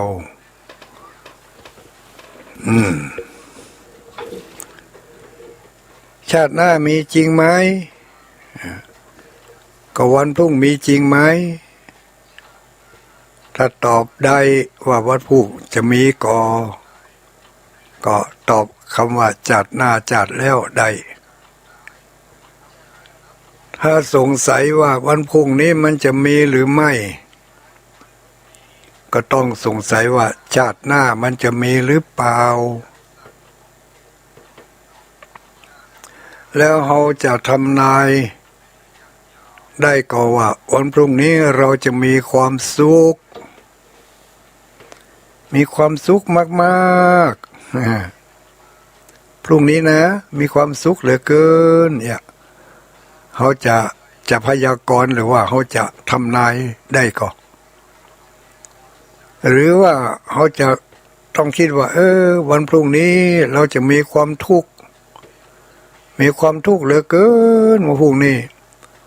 มันมีความทุกข์ใดๆที่จะเท่าที่ผ่านมาเขาจะโห้ได้หรือไม่เอาระยะใกล้ๆนี่แหละวันนี้วันพรุ่งชาตินี้ชาติหน้าอันนั้นไกลไปหน่อยเนาะเอาวันนี้วันพรุ่งเหตุดีผลดีถ้าเราทำวันนี้ดีพรุ่งนี้มันก็จะดีอันนี้ตามกฎเกณฑ์ที่ตายตัวเป็นอย่างนี้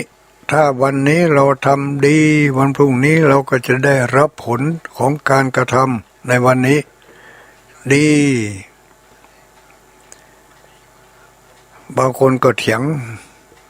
มันบ่แน่ตุลุงเขาทำดีวันนี้ตกวันผูกมาเขามาใส่ไล่เขาเห็นเนี่ยจะได้อันนั้นมันก็เห็นเรื่องหนึ่งมันเห็นเรื่องหนึ่งที่เขาทำนั่นดีลูกเหตุมันดีแล้วเขาจะได้รับผลในวันต่อไปก็คือสิ่งที่ดีๆงามๆที่เขาทำดีแล้วผลดีมันบ่เฮ้อผลสักกรรมมันมาเฮ้อผลร้ายแก่เขาเหี้ยเปิ้นว่ามีกรรมมีกรรมมาเบียดเบียนกรรมมาเบียดเบียนเพื่อเราได้รับผลจากสิ่งที่เราทำไว้ข้างก่อนปูนมันมีพลังแห่งกว่าที่เราทำวันนี้ พอถึงวันพรุ่งนะมาถึงวันพรุ่งมาผลของกรรมที่เขาทำไว้ก่อนนั่นมันตันเหี่ยก่อนมาตันเหี่ยก่อนที่เขาจะได้รับผลความดีที่เขาทำในวันนี้มันก็เป็นอย่างนี้อย่างกับตัวอย่างอย่างกับคนบางคนเคยไปชกชิงวิ่งราวเคยไปปล้นไปจี้เคยไปทำร้ายคนอื่นมาเคยไปหลอกลวงเปิ่นมาอย่างเนี้ยเนาะหู้ตัวว่าสิ่งที่เขาทำลงไปนั่นน่ะมันจะให้ผลแน่นอนมันบัดตันให้ผลเถอะสักวันหนึ่งมันต้องให้ผลแน่นอนหู้อยู่แต่ก็พยายามที่จะทำความดีพยายามที่จะไปบริจาคสร้างนั่นสร้างนี่เพื่อจะทับถมกับความชั่วที่ตัวเองได้ทำไปพยายามเข้าไปสำนักปฏิบัติธรรมในที่ต่างๆเพื่อจะเป็นผู้รักษาศีลเจริญเมตตาภาวนาหวังจะลบล้างสิ่งที่ตัวเองได้ทำไปแต่พอระยะหนึ่งมาเปิ่นจับได้ไล่ตันอย่าไปเข้าคุกเข้าตารางเนี่ยหรือบางอันก็เกิดเหตุเพศภัยอันใดอันหนึ่งทำให้ล่มเจ็บล่มป่วยหรือถึงกับเสียชีวิตแล้วก็จะไปโทษหรือว่าจะไปมองว่าเขาก็บริจาคมาจากนักทานมาจัดหลายเข้าสำนักปฏิบัติธรรมก็จัดหลายตี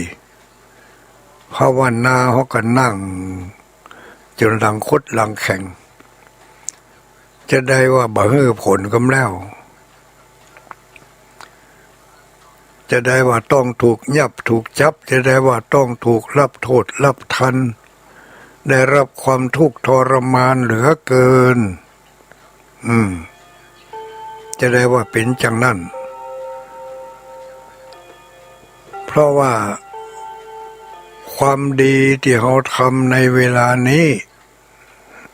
ที่กำลังทำอยู่เนี่ยที่จะตั้งใจว่าจะล้มล้างความบดีที่เขาทำไว้ก่อนนั่นน่ะมันน้อยมันบัดตันให้ผลสิ่งที่เขาทำไว้ในทางที่บดีนั้นมันหนักกว่ามันมีน้ำหนักกว่ามันมาเข้าคิวก่อนแล้วมันก็จึงมาให้ผลเสียก่อนมาให้ผลก่อนที่จะที่ความดีที่เขาทำในปัจจุบันนี้มันจะให้ผลได้ปูนวันหน้าวันตาเมื่อหมดแห่งของความบดีที่เขาได้ทำไว้ข้างก่อนนั่นเมื่อความบดีที่เขาทำไว้แล้วมันหมดแห่งมันอ่อนแห่งลงไปแล้วความดีส่วนนี้ถึงจะให้ผลมันเป็นอย่างนี้มันเป็นอย่างนี้ญาติโยมทั้งหลายอันนี้ก็ลองมาพิจารณาดูที่เราได้ทำที่เราได้ปฏิบัติกันถึงมื้อถึงวันนี้จะไปน้อยอกน้อยใจจะไปกึดหมดแห่งหมดศรัทธาหมดกำลังละท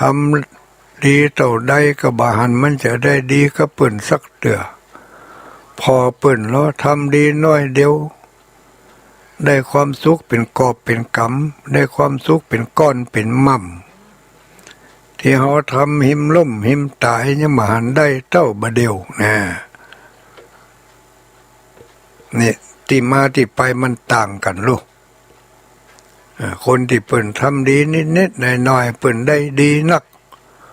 ก็เพราะว่าเปิ่นทำไปปะเสพงมันขุดไปไปปะเสพงมันก็จับพอดี ก็จึงได้นัก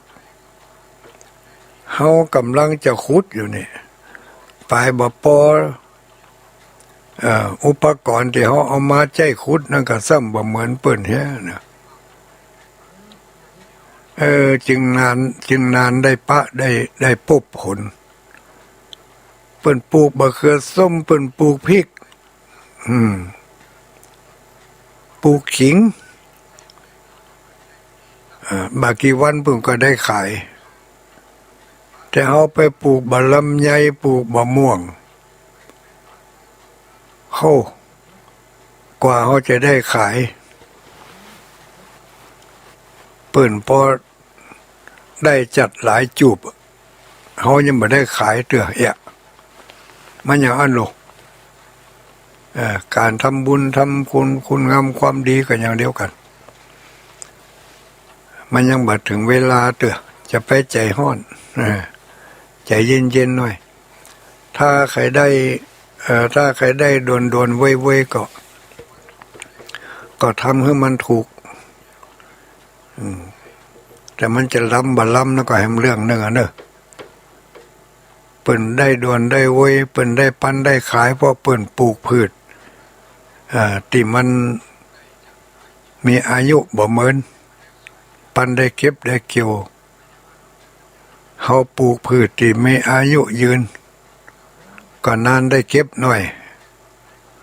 แต่ถ้าถึงเวลาได้เก็บมาแล้วราคามันก็ต่างกันนะนี่แล้วก็บ่ต้องปลูกทุกปีด้วยที่เปิ้นปลูกพริกปลูกมะเขือนะเปิ้นต้องปลูกทุกปีรุ่นนี้มดรุ่นนั่นใส่รุ่นนี้มดรุ่นนั่นใส่ปลูกผักกาดปลูกหอมเนี่ยเนาะแต่คนที่ปลูกมะลำไยปลูกบะม่วงนั่นลงทุนลงแห้งปลูกเดียวถึงเวลามันออกดอกออกผลมาแล้วปีหน้าก็มาต้องปลูกทำเหมาะเก็บหน่วยกินอย่างเดียวนะมันก็เป็นจังสั้นแหละ ญาติโยมเขาทั้งหลายการทำกรรมทำบาปทำเวรทั้งหลายมันก็เป็นจังนี่แหละเขามีความเข้าอกเข้าใจเมื่อทำไปแล้วฝังใจอยู่กับสิ่งที่ทำนั่นมันก็จะให้ผลไปเลยถ้าทำไปแล้วลืมไปทำไปก็ลืมไปทำไปก็ลืมไปนะมันก็ได้ผลน้อยเพราะว่าเขาไม่ได้ใส่ใจมันเมื่อทำบุญเมื่อทำความดีหรือว่าทำบุญควรระลึกถึงบุญนั่นบ่อยๆเป็นว่าไว้จะนี่เมื่อทำบุญควรระลึกถึงบุญนั่นบ่อยๆตรงกันข้ามเมื่อทำบาป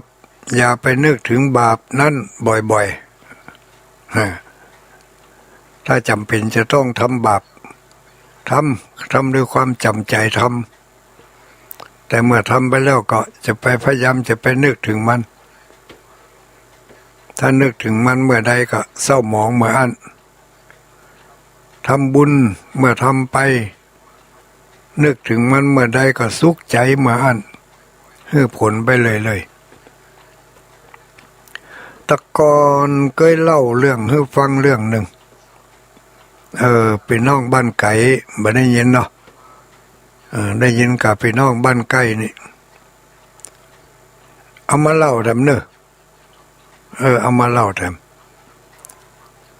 วันนั้นเล่าเรื่องข้างไว้เรื่องหนึ่งวันนี้มันต้าเถอะวันนี้บัดต้าเถอะเนอะจะเอาเรื่อง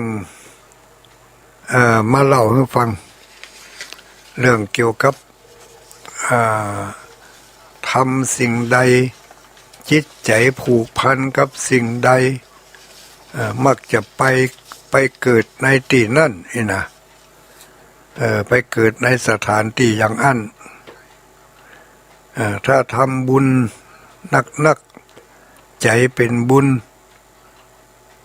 นึกถึงได้กับบุญ เวลาดับจิตตายจิตขาดวิญญาณออกจากร่างไปแล้วมันก็จะพาวิญญาณของเฮานี่ไปสู่ในสถานที่อันเป็นบุญเพราะว่าบุญห่อหุ้มบุญอุ้มไปที่เรียกว่าบุญคุ้มนะบุญคุ้มเจ้าบุญคุ้มบุญนี่มันจะคุ้มมันจะอุ้มดวงจิตดวงวิญญาณนี่ไปในที่เป็นบุญ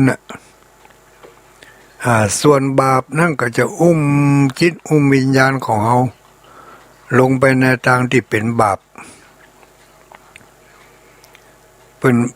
ก็เหมือนกับว่ามันก็ว่าเขาขึ้นรถโดยสารนี่เนาะมาเดี๋ยวนี้เขาขึ้นรถโดยสารไปเขาไปปะเปื้อนบนรถโดยสารถ้าไปปะใส่เปื้อนดีเวลาลงรถโดยสารปุ๊บนี่เปื้อนก็จะชวนเขาไปในทางที่ดีเนาะไปในทางที่ดี แต่ถ้าเขาปะเปื้อนโดยสารถ้าเขาโดยสารด้วยกันไปในระหว่างบนรถนั่นเขาไปปะกันสนิทสนมกันถ้าเป็นเพื่อนที่บดีมันลงรถไปแล้วมันก็จะชวนเขาไปในทางที่บดีอย่างเดียวกันเขาเกิดมาในโลกนี่ก็เหมือนก็เขาขึ้นไปบนรถโดยสารนั่นแหละมีมากผู้หลายคนที่เขาจะต้องได้ไปพบไปปะแล้วแต่เขาจะเลือกแต่ก็มีอยู่2 ประเภทถึงจะมากผู้หลายคนก็ตามประเภทที่1ชอบทำดีพูดดีคิดดีประเภทที่2ชอบทำบดีพูดบดีคิดบดีเขาจะเลือกคบใครอาจจะมีแต่ประเภทหนึ่งที่นั่งอยู่หันกกงกบ่ทำดีบ่ทำชั่วนั่งรับหูรับตาพุทโธพุทโธพุทโธเสโถไปทิกๆนี่นะอย่างอีกก็มีอยู่แล้วแต่เขาจะเลือกไปตัวไผถ้าเขาเลือกไปตัวถ้าเขาเลือกที่จะทำบดีทำบาปบ่อยๆทำจนเป็นนิสัยในขณะเมื่อใกล้จะดับจิตวิญญาณจะถอดออกจากร่างความบดีทั้งหลายแหล่มันก็จะมาห่อหุ้มอุ้มเขาไปเกิดในที่อันบดีถ้าสมมติว่าไปเกิดเป็นมนุษย์นี่เนาะก็ไปเป็นมนุษย์ที่บ่มีความดีหรือว่าทำดีบ่ชอบทำคุณงามความดีมันจะต้องไปเกิดในตระกูลนั่นประเภทนั่นถ้าหาว่าเขานักแน่นในเรื่องของการทำบุญทำกุศลให้ทานรักษาศีลเจริญเมตตาภาวนาไหว้พระสวดมนต์เป็นประจำเวลาใกล้จะดับจิตตายวิญญาณของเขาก็จะโดนพลังของบุญเหล่านั้นมาห่อหุ้มอุ้มเขาไปเอาจิตเอาวิญญาณของเขาไปปฏิสนธิในต้องของตระกูลผู้ดีมั่งมีสีสุขชอบทำบุญทำทานมันจะต้องเอาไปยานเพื่อจัดสรรไปลูกกรรมนี่มันจะจัดสรรกรรมก็คือการกระทำของเนี่ยทำอย่างได้บ่อยๆเมื่อทำจนเคยชินเป็นอาจินกรรมแล้วมันก็จะพาเอาจิตเอาวิญญาณของเราล่องลอยไปเข้าสู่ต้องของคนดีมีศีลมีธรรมมันอยู่ในประเภทเดียวกันลูกมันเข้ากันได้ก็อาจจะมีบางวิญญาณที่ทำบดีเนาะทำบดีมานักมาหลายแต่กรรมก็ยัง จำแนกให้ไปเกิดในที่ดีไปเกิดในที่ดีที่ตระกูลผู้มั่งคั่งมั่งมีเป็นตระกูลที่มีศีลมีธรรมไหว้พระเข้าวัดเข้าวาทำบุญทำทานตลอดแรงตลอดภาษาแต่ลูกที่เกิดออกมานั่นซ้ำเป็นคนที่บ่เอาไหนเลยวัดบ่เข้าพระเจ้าบ่ไหว้บ่สนใจคำสั่งคำสอนของพ่อของแม่ไปบ่พ่อก็เป็นลูกที่เนรคุณสร้างความทุกข์ให้แต่พ่อแม่ตลอดมันหมายได้อย่างใดของมันนั่นความละเอียดของกรรมอาจารย์วรรณชัยเป็นว่ารหัสกรรม รหัสกรรมมันมีรหัสของมันมันมีรหัสของมันจะไปที่ไหนนี่มันต้องเปิดรหัสหรอมีรหัสผ่านต้องมีรหัสผ่านหมอนั่นมันอาจจะไปล่วงหู้รหัสผ่านก็เลยได้ไปเกิดที่หั่นแต่ไปเกิดแล้วแทนที่จะไปสนับสนุนบิดามารดาช่วยสร้างคุณงามความดีกลับไปตรงกันข้ามไปเนี่ยมันเรื่องของกรรมเนี่ยมันละเอียดนะอธิบายเท่าใดก็ถึงเข้าไปบ่ถึงสักเตือนเพราะเขาบ่ฮู้แต่เขาฮู้แบบลมปัดปลายไม้เนาะฮู้นิดๆน้อยๆก็บอกกันไปตามนี้เท่าที่เขาเข้าใจเขาฮู้ญาติโยมก็ตวยมาผู้ที่บ่ฮู้ผู้ที่ฮู้แล้วก็แล้วไปเหนือไปกว่านี้ก็ลอยไปเลยฟังผ่านไปเนาะเขาฮู้นักหรือตู้กันนะก็เป็นยังก็ไปช่วยให้คนอื่นได้ฮู้นักก็จะดีขึ้นเนาะได้บุญหลายต่อจะเล่าเรื่องอะไรอย่างให้ฟังนะเรื่องว่าจิตใจไปเกี่ยวข้องกับอันใดมักจะไปเกิดในที่นั่นแต่ก่อนเคยเล่าเรื่องให้ฟังอยู่เรื่องหนึ่งว่ามีเศรษฐีคนหนึ่งมีเข้าของเงินทองทรัพย์สมบัติมากมายมหาศาลแต่ว่าเศรษฐีคนนี้ก็หนีบ่พ้นคือโลคาพยาธิเข้ามาเบียดเบียนอยู่หลายครั้งหลายหนจนกระทั่งว่ามาถึงวาระใกล้จะสุดท้ายพอเศรษฐีคนนี้นอนร่มป่วยเป็นเวลาหลายวันหลายคืนโมญาติโกโหติกาลูกเต้าหลานเหลนบริวารลูกน้องก็มายื้อมาใจอยู่เป็นประจำวันแล้ววันเล่าเขาก็มายื้อมาถามพอเศรษฐีก็หายใจเขาแมวอู้ได้เป็นบางเตืออู้บ่ได้เป็นบางครั้งจะว่าเจ็บปวดก็บ่ถึงกับเจ็บปวดอะไรอย่างแต่ก็นอนเสียวอยู่หมดเร็วหมดแรงในขณะที่นอนเสียวหมดเร็วหมดแรงอยู่นั่นความรู้สึกในขณะนั้นฮ้อนกระวนกระวายมีความรู้สึกว่าฮ้อนขนาดนักร้อนรุ่มเหลือเกินเขาจะเอาวีมาพัดเขาจะเอาอันอย่างน้ำมาจุบคือเย็นก็บ่เย็นแต่ในใจก็คิดว่าเขาใครปะน้ำเย็นถ้าเขาได้กินน้ำเย็นคงจะม่วนคงจะสบายขึ้นถ้าเขาได้อยู่ที่เย็นเขาก็จะสบายขึ้นตอนนี้เขาอย่างมาฮ้อนเหลือเกินฮ้อนขนาดเขาเอาผ้ามาห่มกับปึ๊กออกแห่ฮ้อนในขณะที่กำลังกึดอยู่นั่นว่าใครได้น้ำใครได้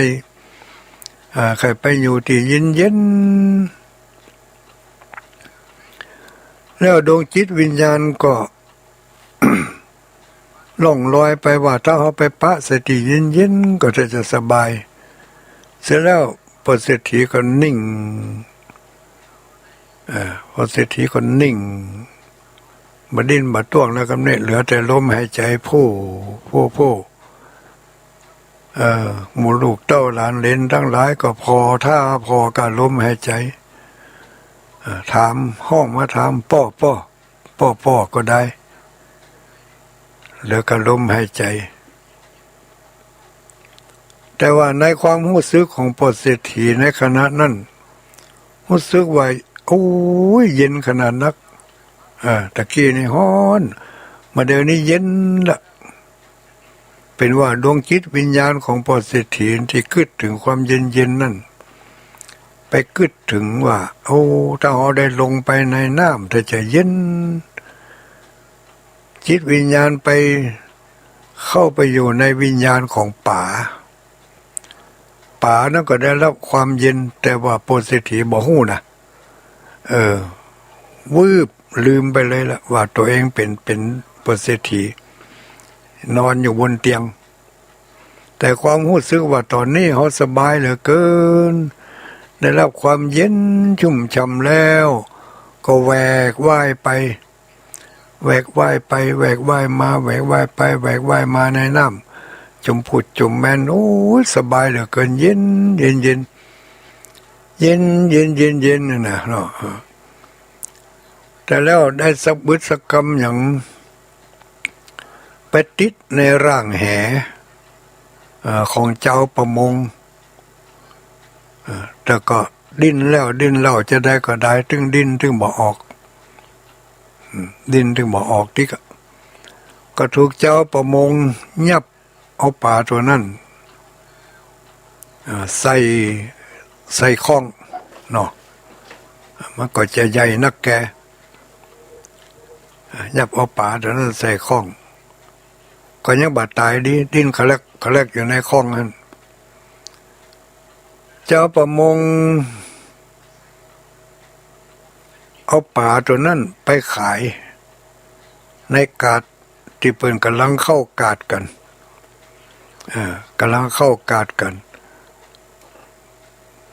เจ้าประมงผ่านมายกปลาออกจากข้องปลาก็ดิ้นขลึกมีใครจะซื้อพ้องปลาตัวนี้ใครจะซื้อพ้องปลาตัวนี้แล้วก็มีแม่ก้าคนหนึ่งมีแม่ก้ามีแม่บ้านคนหนึ่งถามว่าตัวเท่าใดเขาได้มาใหม่ๆสดป่านี่เขาขายตัว200ใครจะเอาพ้องตัว200บ่มีไผกล้าที่จะเอาสักคนมันแปลงล่ำไป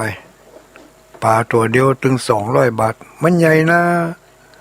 สีก็งามเหมาะขนาดตุยอดตุดไว้ไม่ไผเอาก็เดินผ่านไปก็มีแม่บ้านคนหนึ่งติ้วซ่าเข้ามาสวนต่างเข้ามาก็แม่บ้านคนนี้ก็กำลังไปเสาะอาหารจะเอาไปเลี้ยงแขกอัน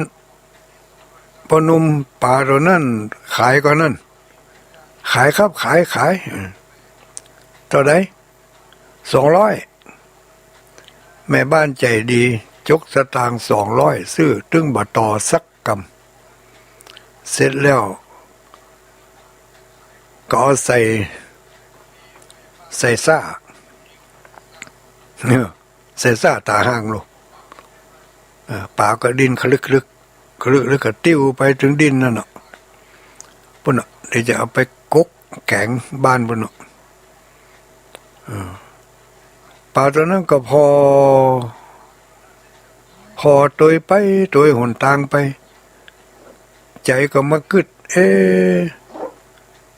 ทางเส้นนี้เหมือนเขาจะเคยได้หันแล้วเขาไปหันที่ไหนนี่เขาหังอยู่ในน้ำปุ่นแล้วเขาไปหันทางเส้นนี้ได้อย่างไร ใจก็กึดไปกึดไปกึดไปพอแม่บ้านคนนั้นติ้วป่าขึ้นไปบนบ้านก็มาคิดใจแล้วว่าบ้านหลังนี้ก็มาเขาก็เคยหันนี่นะเคยหันที่ไหนขับค่ายขับขาจำได้พ้องมาได้หลายเสร็จแล้วแม่บ้านก็เอาป่าเข้าไปในห้องครัวตั้งตีบ้านตีปวดเศรษฐีแล้วก็มีญาติพี่น้องแวดตะลุ่มไว้มาใจปวดเศรษฐีโอ้นอนบดินบดต้วงหายใจแผ่วโผล่มาหลายวันหลายคืนละ2 วัน 3 คืนละตายก็บาดตายเถอะลมหายใจยังมีอยู่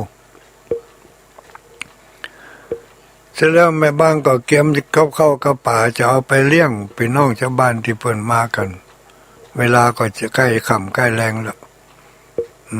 แม่บ้านก็เอาป่าขึ้นไปวางบนเขียงป่าก็นอนนิ่งมาดิ้นบะต้วงแม่บ้านได้มีดอิโต้มากกขอป่าจึกมากองกกขอป่าจึกปดเศรษฐีหายใจโพ่สดออกมาสะดุ้งเฮือกทำหน้าตาลึกลักโอ้ยอยากกินน้ำอยากกินน้ำหมู่ลูกเต้าหลานเลนที่ป้ากันอยู่ห้างก็ห้องโวยวายขึ้นมาโอ้ยพ่อเขาปากันตื่นเต้นตีมพ่อฟื้นคืนมาแล้วถามอยากกินน้ำอยากกินน้ำแล้วก็พอเศรษฐีก็ดูเหมือนจะกระชับกระเฉ่งที่อ่อนเปรี้ยวเพลียแห้งมาหลายมื้อหลายวันนั่นก็หายไปกระชับกระเฉ่งขึ้นมาทันทีทันใดหลังจากที่ตื่นขึ้นมาสะดุ้งเฮือกตื่นขึ้นมาแม่บ้านสะจากป่าที่กกตะกี้ล่นมาเพราะได้ยินเปิ่นห้องไอ้พ่อตื่นแล้วพ่อฟื้นแล้วเนี่ยแม่บ้านมาถึงก็ถามโอ้เปิ่นฟื้นมาได้นี่ฟื้นตะกี้นี่ฮะแม่บ้านก็นึกทบทวนไปฟื้นตะกี้นี่ถ้าจะฟื้นตอนที่เขากกป่านั่นน่ะพอแม่บ้านฟังรุ่นไปพอในห้องครัวป่านั่นก็ตายแล้วบดิ้นบต้วงพอเศรษฐีนึกขึ้นมาได้ว่าอ๋อเฮานี่ก่อนที่เขาจะไปเป็นป่าเนี่ยเขาคิดว่าเขาเคยได้มีสถานที่อยู่อันเย็นมีอันอย่างเย็นก็คิดถึงแม่น้ำถ้าได้ไปอาบน้ำเย็นถ้าจะสบายดีก็จิตวิญญาณออกจากร่างแต่ว่าลมหายใจธาตุทั้ง4ยังทำงานอยู่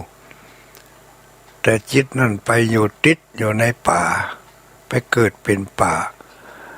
ต้องหดนายประมงเอาไปขายก็นึกขึ้นมาได้ว่าเขาค่ายขับคาว่าที่นี่เขาเคยมาหนทางที่แม่บ้านติ้วเขามานั่นก็เหมือนเขาจะเคยมาโอ้เขาไปเกิดเป็นป่าแต่รู้นี่ตอนที่แม่บ้านกกจึก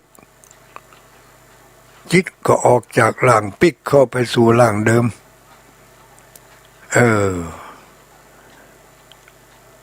ตั้งหันพระเศรษฐีก็เลยสั่งว่าสู่เจ้าทั้งหลาย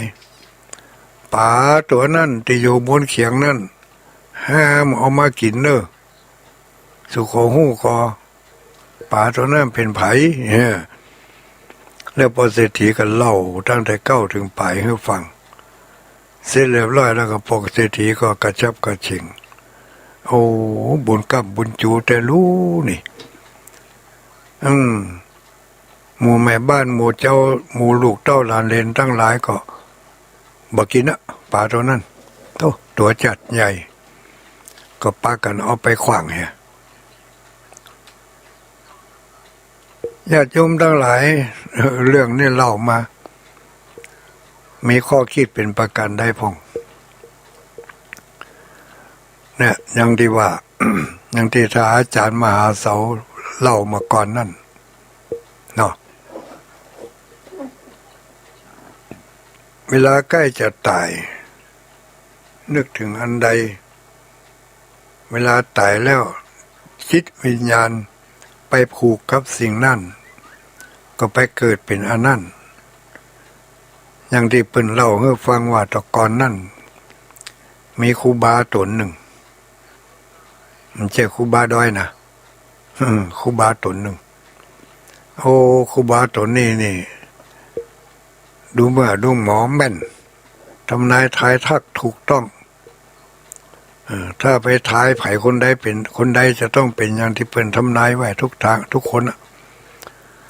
แล้วตุลุงก็ทำนายตัวเก่าด้วยห้องพันนินเถียนน้อยมาเว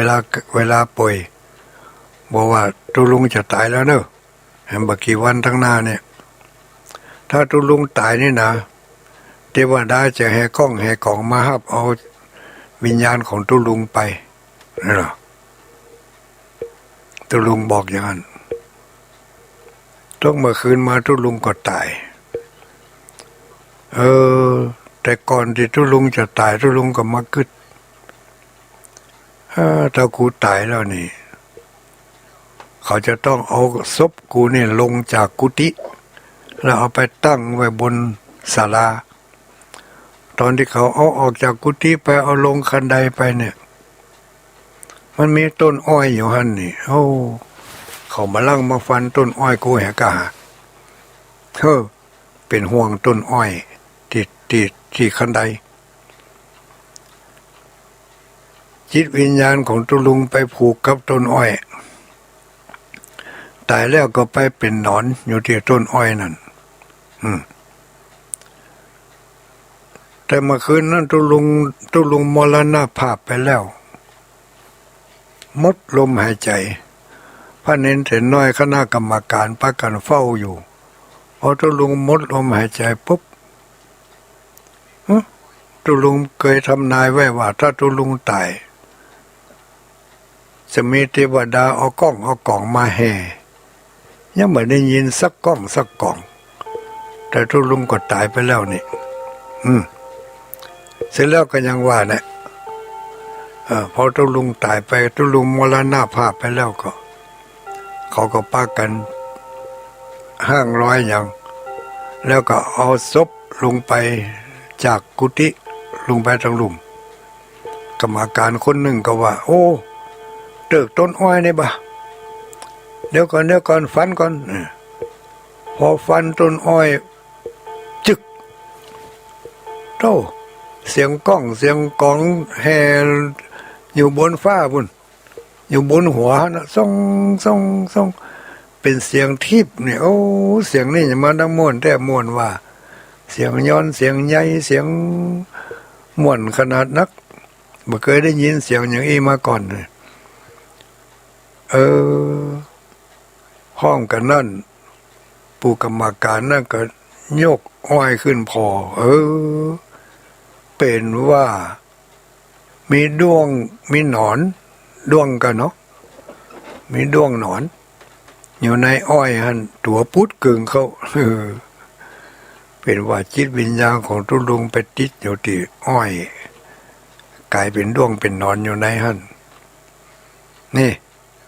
อันนี้ก็แหมเรื่องหนึ่งเนาะที่เป็นเล่ามาให้ฟังเพราะฉะนั้นในทางพระพุทธศาสนาของเขานี่ที่จริงมันมีแหมหลายเรื่องนะเดี๋ยวมันจะยาวมันจะจำมาได้ก็เพิ่นบอกว่าพยายามฝึกตนฝึกใจบ่อยๆเนี่ยเพิ่นจึงมีพิธีกรรมต่าง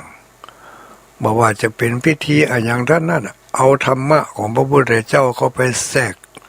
ในพิธีกรรมทั้งหลายทั้งปวงเพื่อจะให้เขาได้ระลึกถึงพิธีกรรมใดๆก็ต้องเป็นพิธีกรรมแห่งธรรมะเนี่ยเนาะจะต้องมีธรรมะเขาแทรกอยู่ตลอดแม้กระทั่ง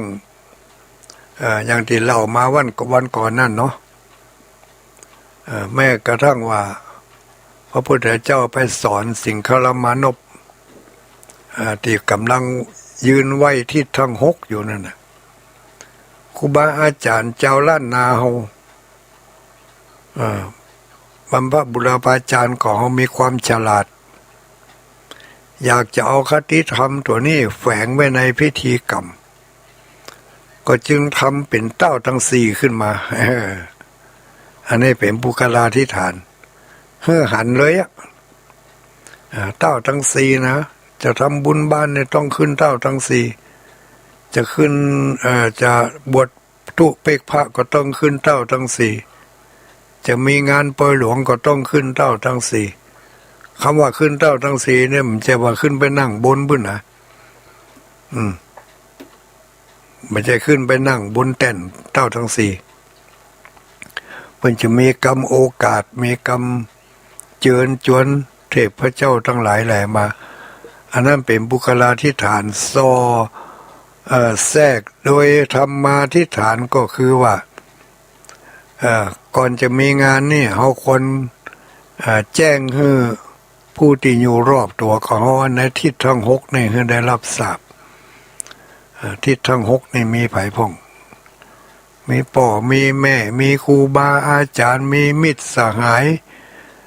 มีภรรยาสามีมีลูกมีเต้าตลอดจนถึงคนใจบริวารคนใจต่างๆข้าทาสบริวารเหล่านี้ต้องบอกให้บุคคลเหล่านี้คนรอบข้างของเขาให้ได้หู้ว่าเขาจะมีงานนะแล้วเพิ่งก็อนุมานเอาว่าถอดมาจากทิศทั้งหกเพื่อจะหันได้ชัดเจนนะนี่เป็นวิธีการสอนของคนโบราณเป็นสอนมาอย่างนี้ตลอดถึงว่าการทำบุญเพื่อก็มีกำหนดวันเวลาให้ทำเนี่ย7 วันไหนก็ไปทำบุญเตือนหนึ่งไปวัดไปวาไปไหว้พระหับศีลไปเจิมศีลไปซ่อมศีลเขาอาจจะผิดศีลผิดธรรม